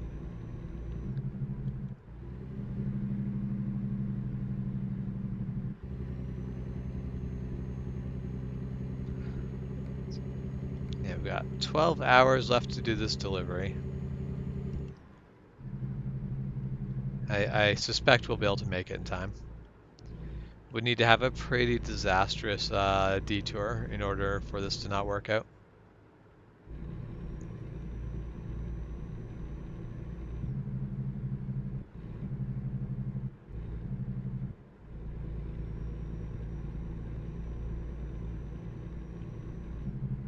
Yeah, that's the thing of I think a lot of people in racing games don't actually understand that part of racing where it's like start of lap one, don't don't be trying to beat everyone. If you can get out to the front position, cool, go for it. But don't really push too hard for that because if you start pushing 100% right at the beginning, your tires are not going to make it to the end. You're going to basically be over pushing your car. You're going to basically like massively heat up your brakes. You're going to really push your tires to the limits. By the end of the race, your car is going to be starting to slip all over the place, and you're not going to have the ability to like even if you got to first place, you can't hold it. It doesn't mean anything anymore. All right, I'm going to try to pass this truck. Probably shouldn't do it. I don't have enough speed to really know that I can do it. If any traffic came around that corner, I'd be screwed. Well, did do it safely. No traffic came around the corner.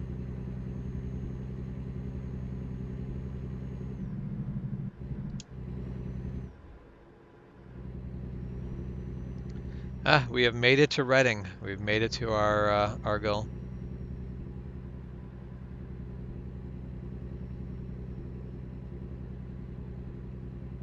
Oh, nice. You raced pro stock. That's always one of those things where I've that sort of dirt racing is I've never done any of it, but that's always one of the things that just strikes me as it'd be a very fun thing to do because you're the way the dirt handles is just so different than tarmac, but it's also not like rally racing. You're just constantly playing with basically playing with that limit of grip where you're constantly slipping. You're constantly drifting a little bit to get the most out of your traction because you don't have enough traction to be able to just turn normally.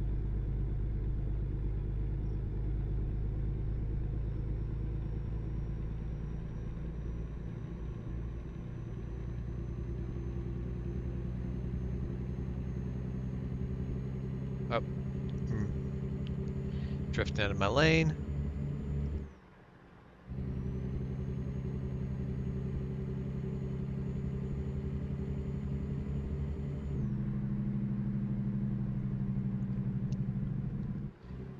Yeah, racing is definitely one of those things where I always looked at it and went, man, I'd love to get into that, but the price tag involved to get into racing is also high. Does make it difficult to really get into, but it is super cool.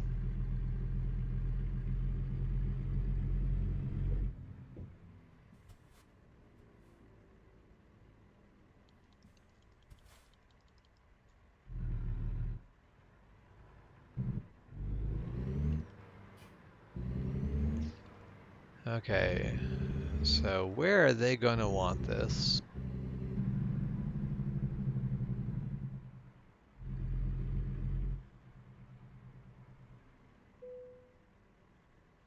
I agree, Jess. I agree.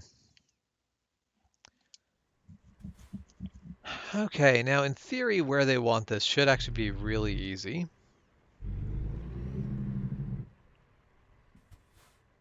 Hmm, am I going to regret driving into this? I get the feeling I am.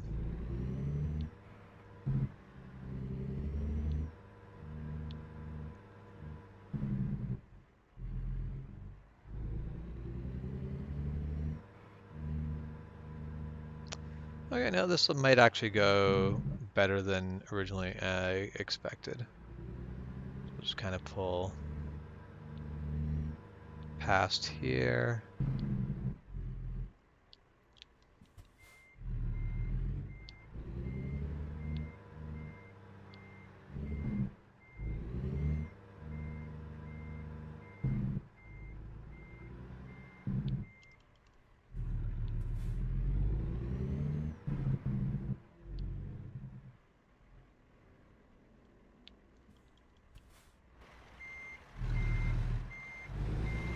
Okay, I've got to start this blind side, which is not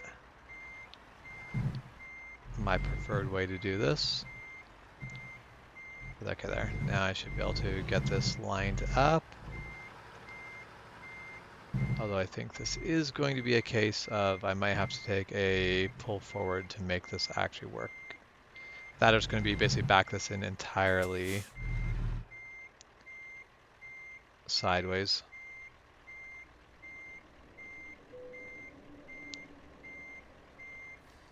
The game's giving me the okay, but I don't like that. That's not really parked in the lines. Like realistically, with this being a car carrier, this wouldn't matter. They just want it stored here because the car carrier needs to be offloaded from the back. If they're having you back it up against a wall like this, they're not going to offload it here. Its actual position doesn't matter. They're just wanting this out of the way for a while. Which is also funny.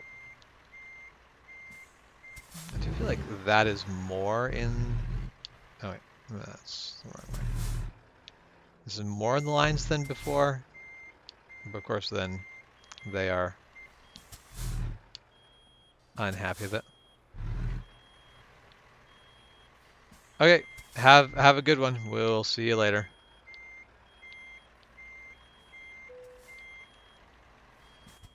Okay, so now if I just pull straight forward. Ah, dang it. I know what that sound is. Yeah, I popped the parking brake is what I did.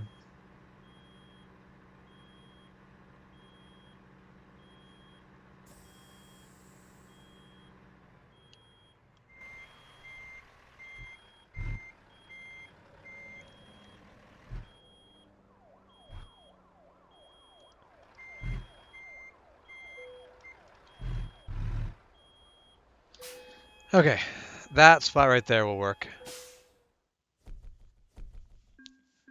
Alrighty.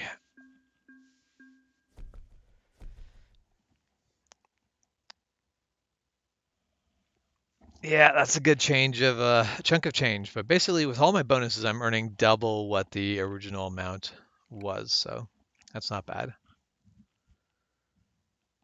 And that puts me at 135,000. Which let's just take it alone.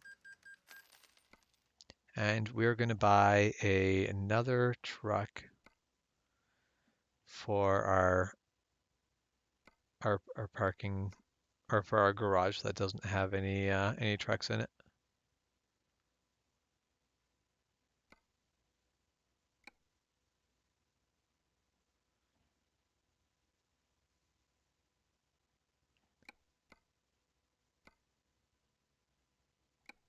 Okay, so we bought the truck. Now we need to put someone in the truck.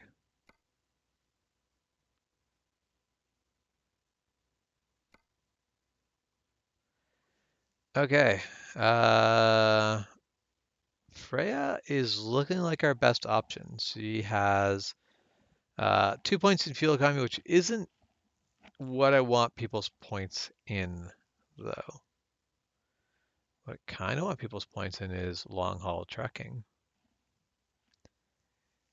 Now, there really isn't a difference between Ellie and Estella. Like, they are identical in every way.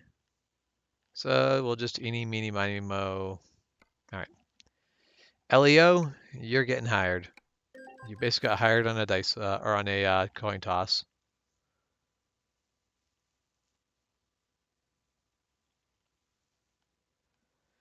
Our new driver is absolutely underperforming compared to everyone else, but they're new. We'll give them more time. They've driven a grand total of 800 miles. Meanwhile, Matthew here has driven 16,000 miles. He's actually got very close to the same amount of miles I do. Like he's shockingly close to what I'm doing. That said, Maria M with driven less than 7,000 miles and is making me $8,300 per day. She's an absolute all-star.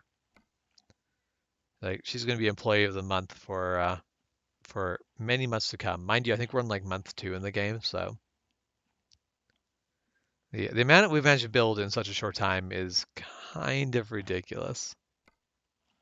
Okay, let's manage our drivers. Let's get so Ellie, you're going to focus on long distance until you get all of that stuff done. Then you can sort of broaden your horizons a little bit.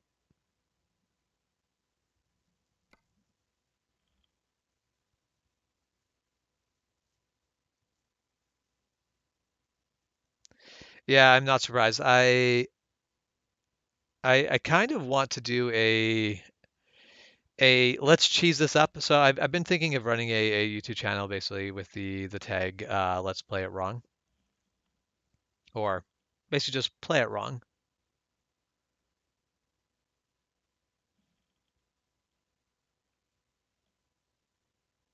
Um, and basically the goal would be to spend as little time driving my own truck as possible. I think the goal of it would be to just not actually do the thing.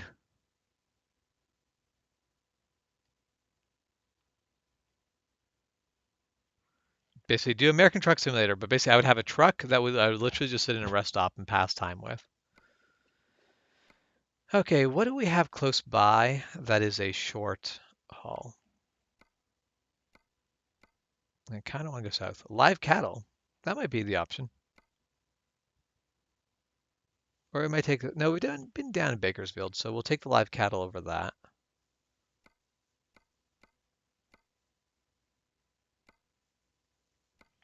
Don't actually expect the live cattle to be interesting, but I also kind of want live cattle to be interesting.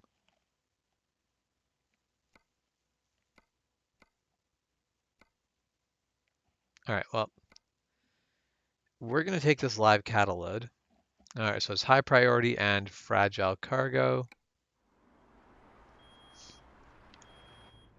All right, let's get onto the road.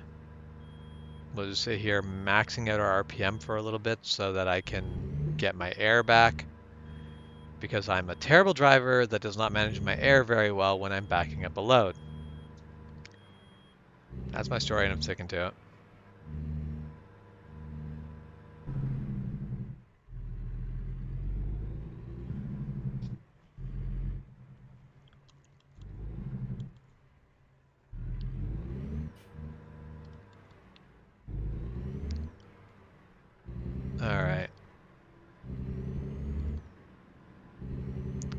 bomb over and find our live cattle.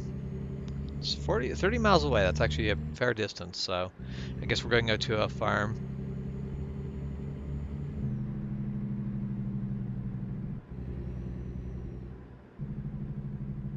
That's kind of brutal.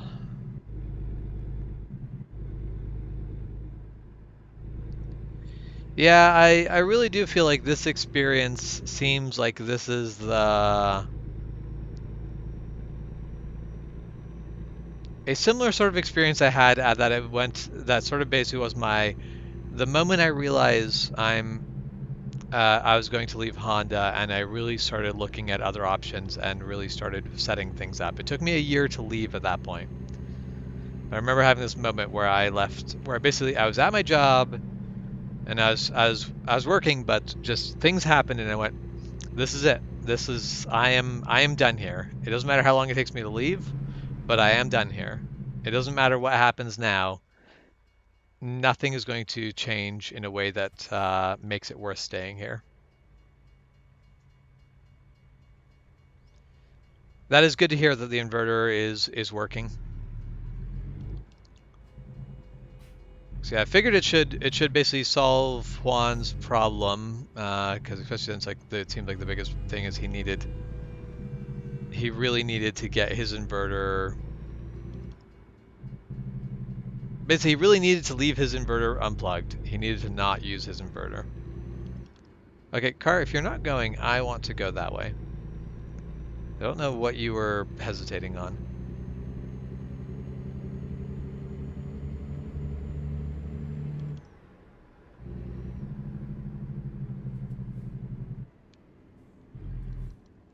So that was fine. That was completely fine, safe driving. A plus driving, good technique. Everything's A-okay.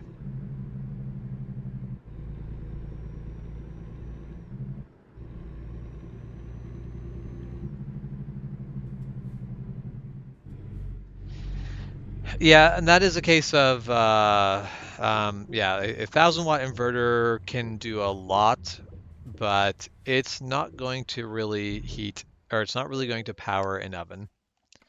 That's just not going to work out. There's not. Kind of want to just go back here and check out what's like the back part of the yard here is treated as a separate part of the map. And kind of want to just go look what exactly is it just the pens here are all different part of the map? Okay, yeah, so that was basically just it. Not surprising, but some is weird the way they've divvied up the map.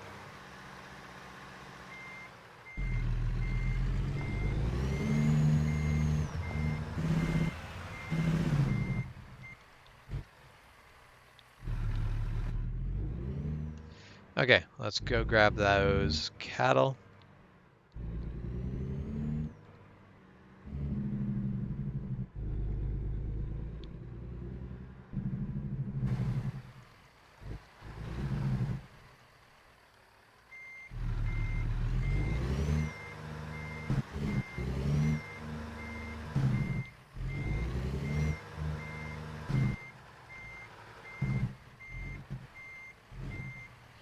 Yeah, I know about the Texas U-turn.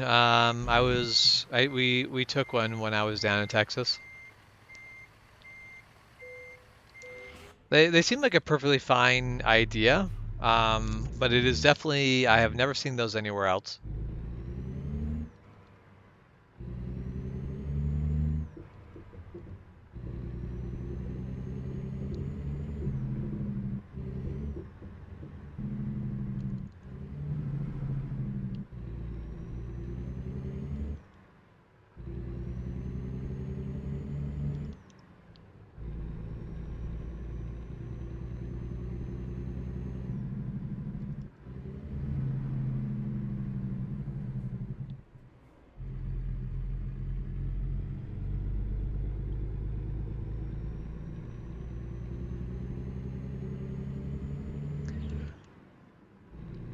I mean, I don't really have strong feelings about them one way or the other. They are a perfectly good way to let you sort of do a U-turn on the highway, but I also don't find myself needing to do U-turns on the highway that often. So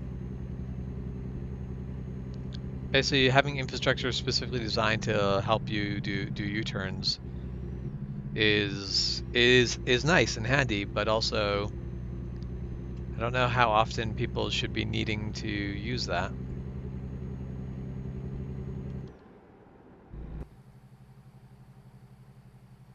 Oh yeah, you can see the cattle inside the trailer.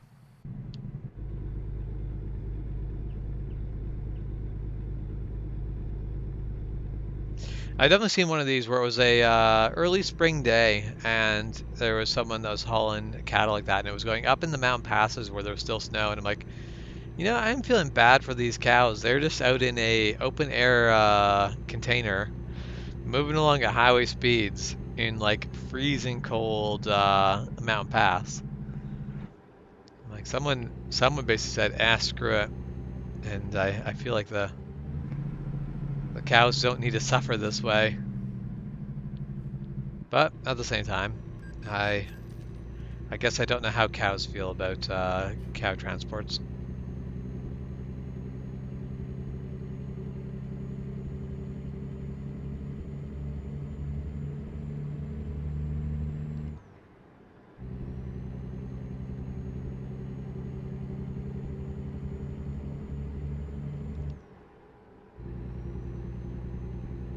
My reaction to using one was, I don't know that I had a reaction.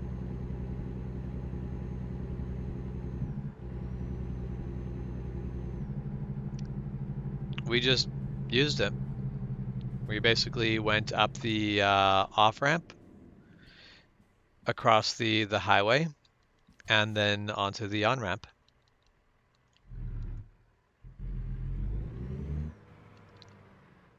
Because it was nice to be able to avoid having to stop a couple times to be able to do it. But in most places you can still do that. It's just less convenient to do so.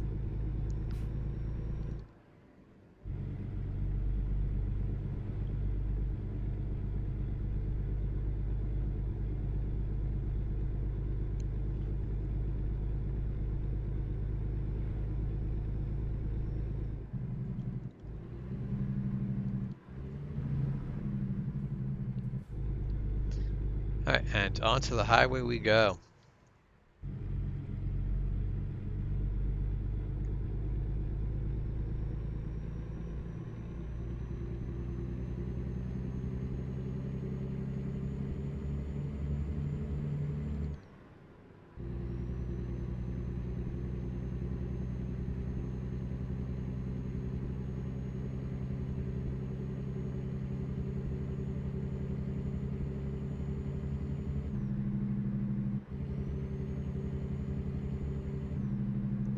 The big interchanges that you guys have are kind of nuts. They're just so bloody massive.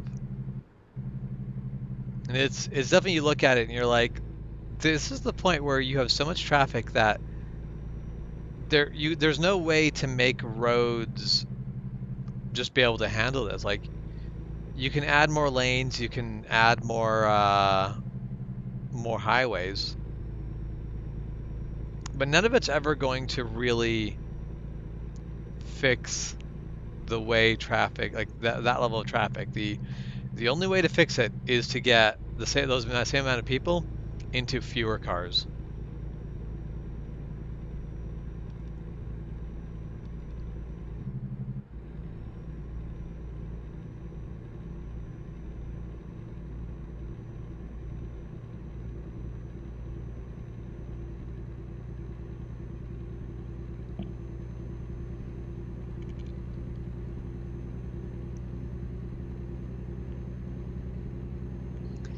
Yeah, no, I do think that Texas is absolutely one of those places, and so that whole thing in Texas where you have highways that are that busy, you have those giant intersections to try to make traffic flow smoothly. That is why I think California has such high gas prices. They're basically using high gas prices. They're taxing the gas prices to try to force people to look at other options than driving. Because, and this isn't about being green or saving the environment. This is about basically keeping the city infrastructure from being overrun by highway infrastructure.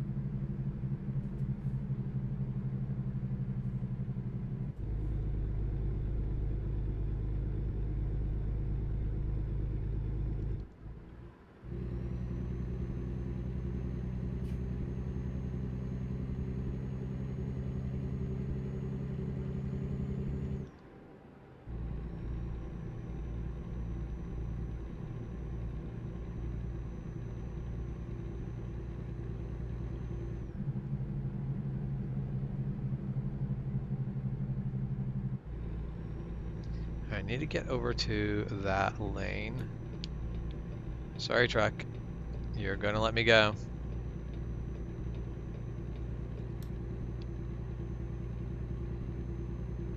It was either me or him, and I chose to be a dick about it and make it me that was gonna get through that.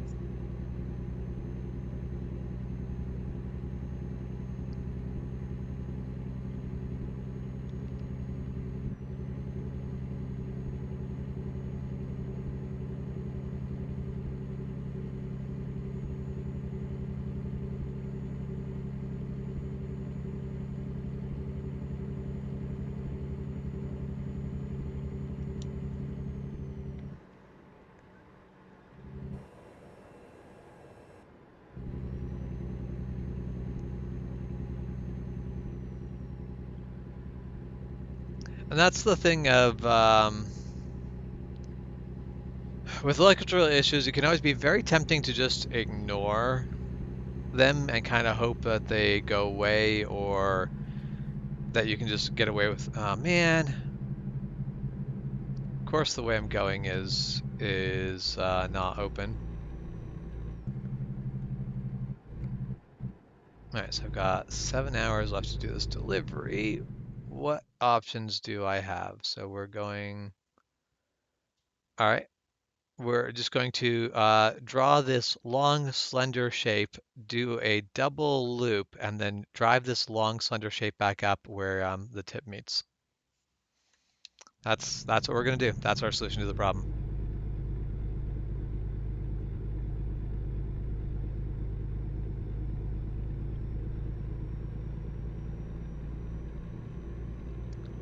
All right, making it down the main shaft.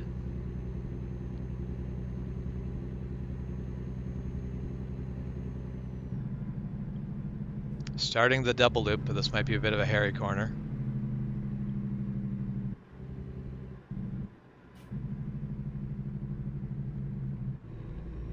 Told you that was going to be a hairy corner. All right. Then we just gotta tie it off.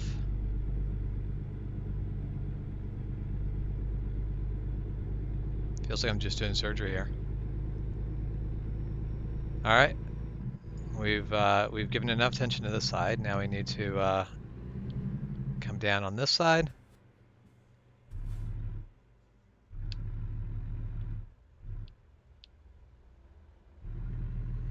Wonder where all these white cars are headed off to. I guess they're headed up the main shaft.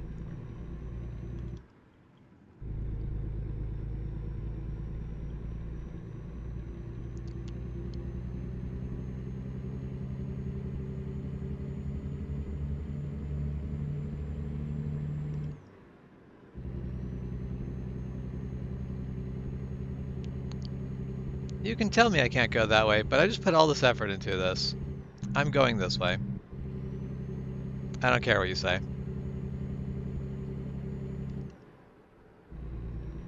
That's one thing I wish this game made it a little bit easier to tell what is actually detoured. And I also don't understand why that was part of the detour there.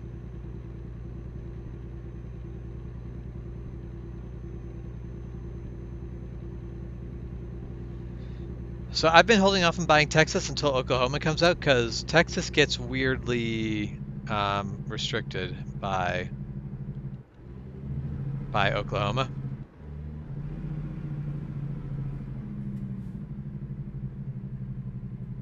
Okay, so this is obviously where I was not supposed to go. What side's my highest chance of? I see traffic has happened.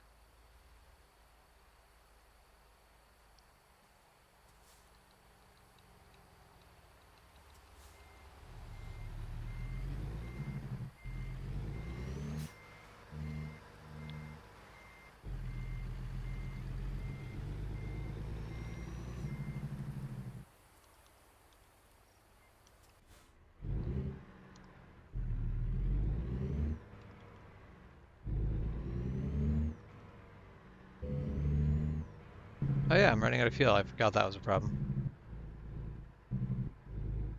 So we're just gonna sneak right by here. Last time I did this, it ended very poorly, but I also had a wide load, so that may have been part of the issue. All right, and we're free. Excellent. Oh boy, yeah.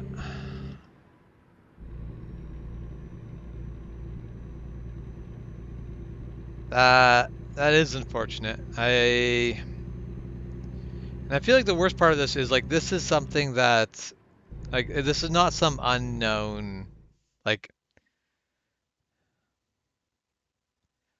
this has been an unknown ongoing problem for a while now. There's been options to fix this for some time. So,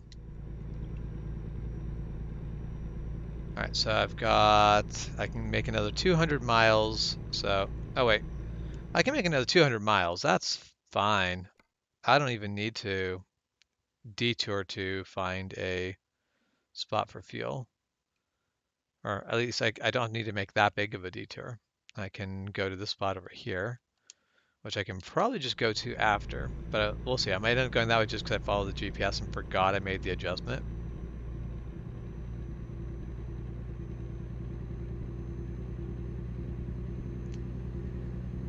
I, Jeff, I feel like it is probably not,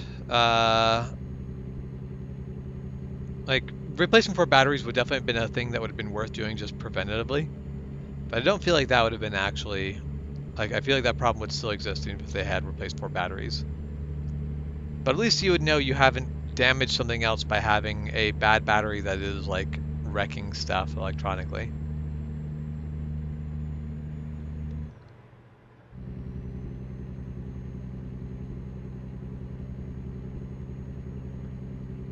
I mean, that is a good question. It depends on whether those batteries are basically, whether the charging system is holding them nice and full while you're driving, or if they're actually draining down while driving. Because if they're constantly draining down, that charging system is going to be so stressed.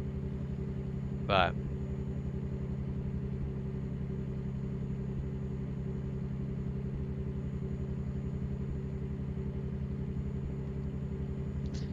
interesting. So they're saying bad ECU on the transmission.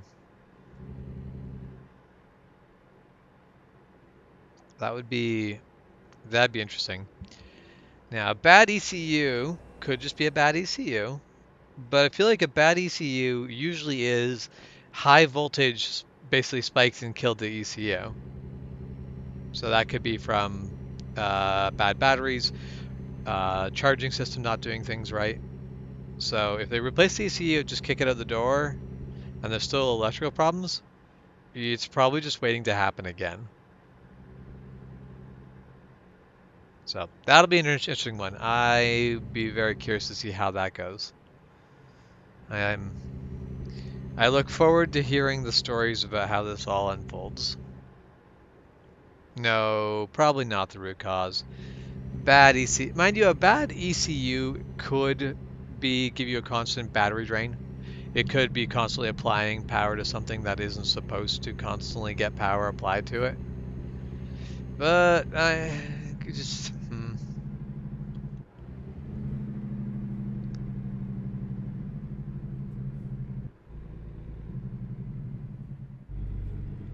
it's not a common problem. ECUs are kind of just They do their job. They're circuit boards. They're not complex electronics that have a lot of.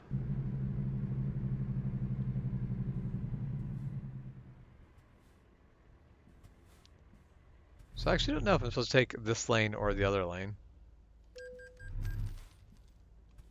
Like, do I just automatically pay the money if I go through the other lane?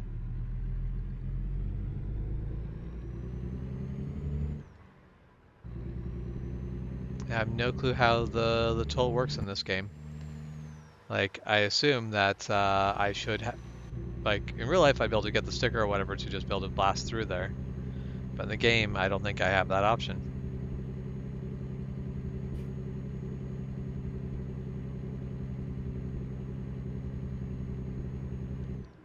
Yeah, bad batteries can cause electrical issues, but usually something for batteries to go bad in a way that screws other things over, usually there's already electrical issues. Usually it's something like the if an alternator starts overcharging batteries, that will kill the batteries while also putting out possibly higher voltage to the rest of the system. So it basically fries a lot of electronics. This is actually kind of a pretty bridge.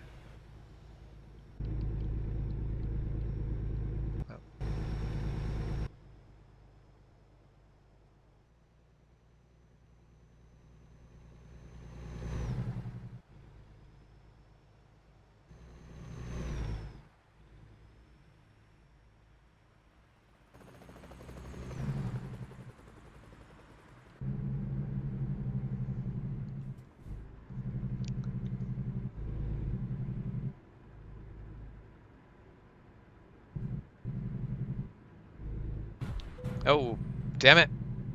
Yeah. I was trying to stay wide so I didn't clip my trailer, but I had more than enough room and then I went too wide. Oh well. It's been a Monday. All the things where I'm like, it's Tuesday, we're not going to have another Monday, has kind of gone the way of another Monday. But there's tomorrow. We can hope that the week goes better. And I just tapped the brake a whole bunch of times. Of course, I ran out of air.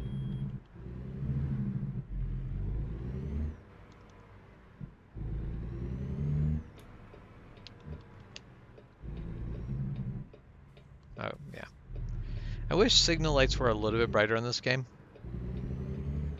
It can be very hard to tell if someone is actually going to turn. Mind you, in real life, people don't always use signal lights, so... Yes, I know they expect the delivery soon.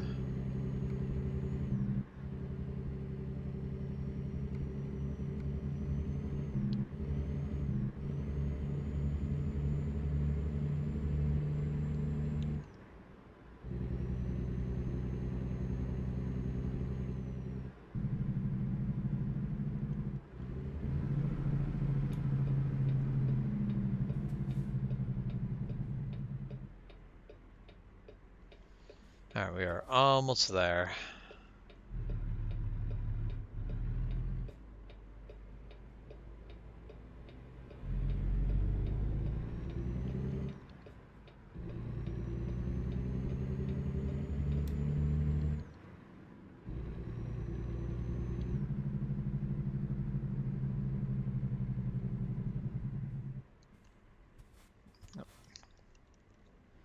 It's carrying too much speed, so I couldn't actually get that steering wheel turned in time. Okay. Tell me... Oh, that... I should just let that auto park, because... Man, is this going to... This is a parking job that I do believe may possibly be beyond my skills. We will see. Just a moment here.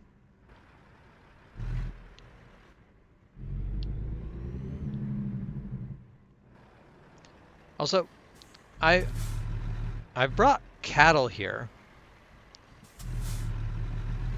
This is like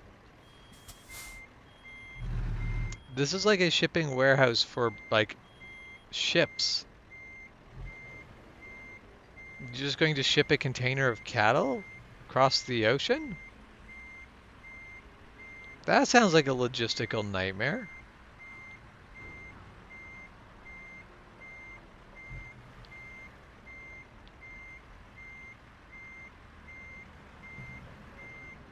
So I definitely did not do this well enough.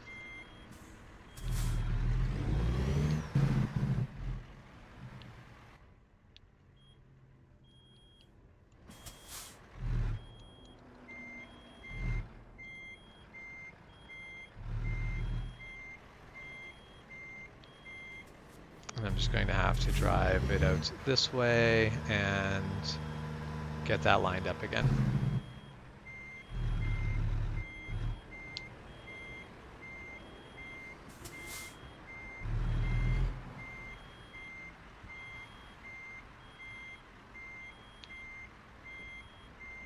Would have helped if I had actually.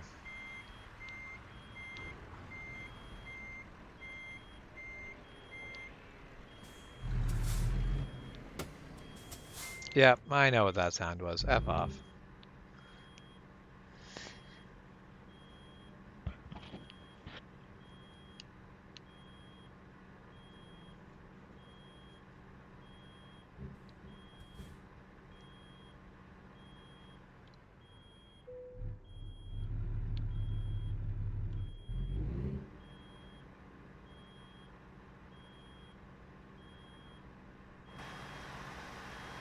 Okay, Jess, we will see you later. Hopefully your zoo goes all right despite the glitches.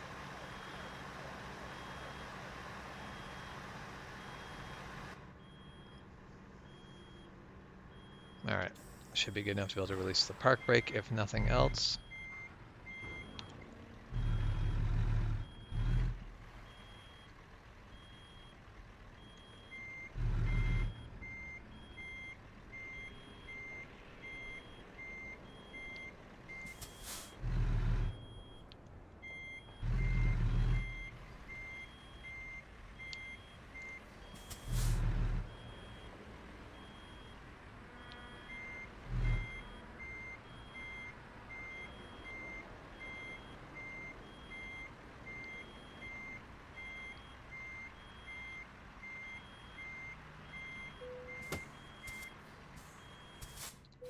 All right, we're gonna call that one good enough. They say it's okay. It's okay by me. They say excellent. I have different thoughts about it, but it's fine. Everything was completely fine. All right, let's find stop for fuel, and then we will head out for the truck station, or truck station, truck shop, and get our truck fixed.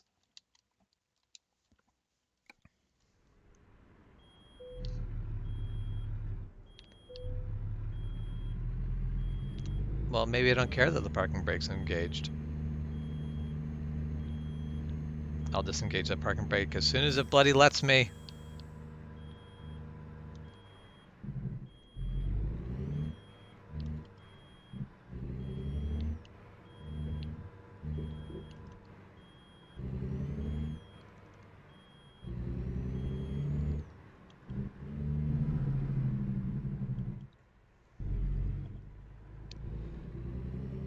Okay, so we're really close to the gas station.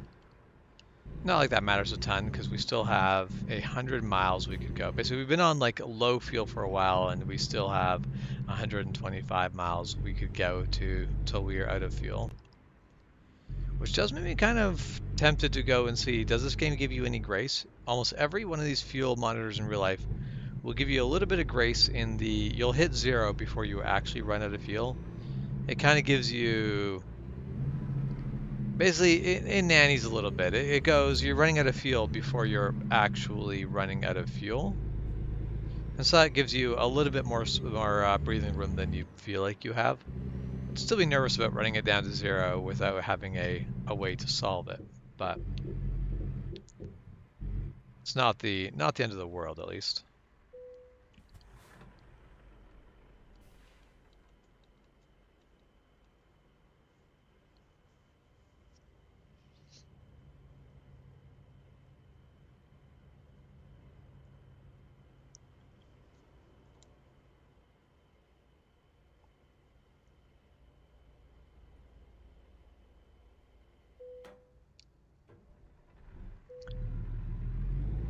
Okay, now we get back on that road. Get up to that truck, not truck stop, truck shop.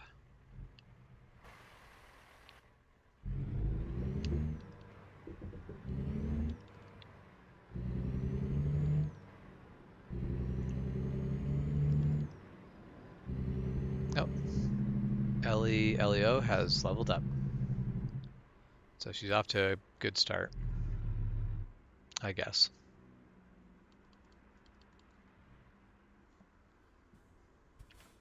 Let's see how my drivers are doing so far. She is currently averaging $149 a day. So she is doing atrociously, absolutely atrociously. But most of my drivers did not perform super well right out of the gate. Actually, what I think it might be is the fact that like she hasn't even been hired on for a full day yet. So it's looking at her amount earned over X amount of hours, but she hasn't earned anything for most of those hours. So it looks like it's really low. Once she's actually worked a full day, then I think her numbers are going to be a bit more accurate to what she's able to do right now. But even at that point, it's still going to be low. It's probably going to be like a couple grand. Like 3 grand seems to be you give people a few days and they can hit 3 grand. But then it takes them quite a while to get above that. The one exception that kind of has been Maria, who just basically hopped in a truck and went, so I'm going to make you 8 grand a day, and then just did. Even though she was not the most skilled choice.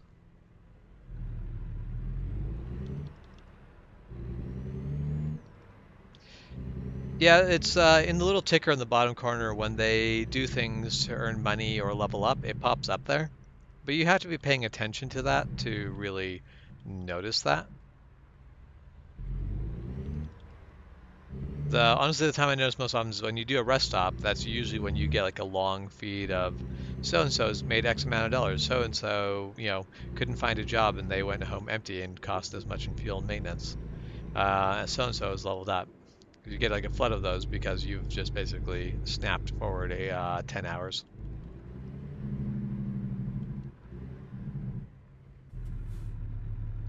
I guess I shouldn't be in the tram cars lane.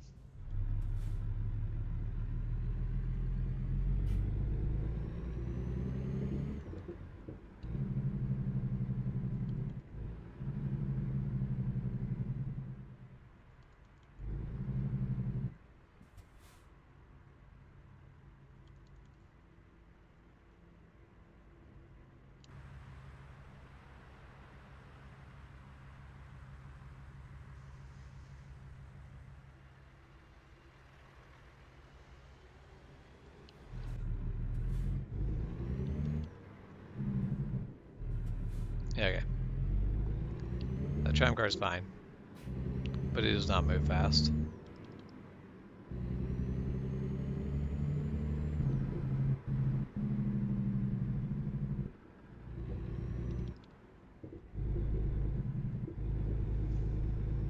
Yeah, I guess at that point, the thing is constantly dinging away, telling you what people are doing since there's that many people. I definitely in my other game I have a lot more people working for me than in this game, but it's kind of an exponential thing.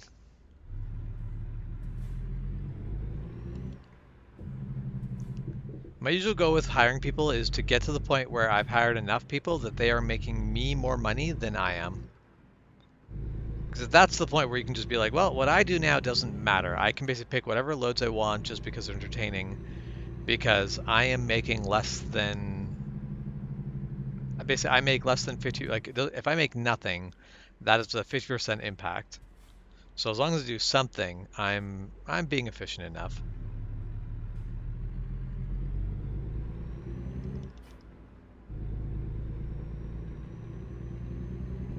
That's something of like I find is at that point in the game kind of falls apart from the game aspect because what in the heck am I supposed to do with that much money?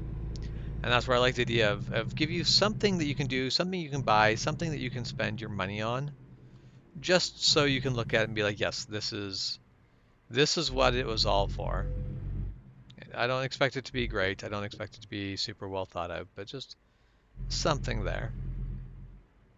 But it's also fair to not necessarily have something lined up for that. All right, paid $2,200 for all of my truck's damage. I feel like they should just make you pay for your truck's damage. There should be like you should be able to buy insurance. That should be sort of like the easy mode option. But other than that, you should just have to pay for your truck's repairs. But okay, I have done my run and I need to start getting ready for other things in life. Did two deliveries today, one long one, one short one, but be able to.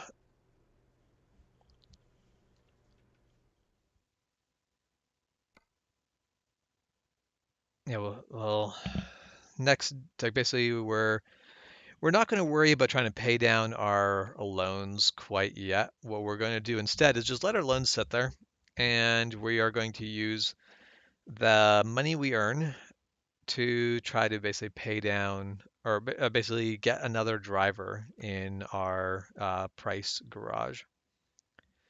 Because once we got three in there, we'll be able to get that garage flowing nicely. But okay, we will save the game and I will call the stream here. So for everyone who basically hung around in the chat and chatted me, thank you very much. I would absolutely give you a mini Reese's cup were my power. I have it right here in my hand. I have Reese's minis. I have them, but I can't give them to you. You're too far away. I can't throw them to Reese's cup land. But either way, I hope you have a good evening or good night, good morning, whatever it is where you are. So we will see you guys tomorrow.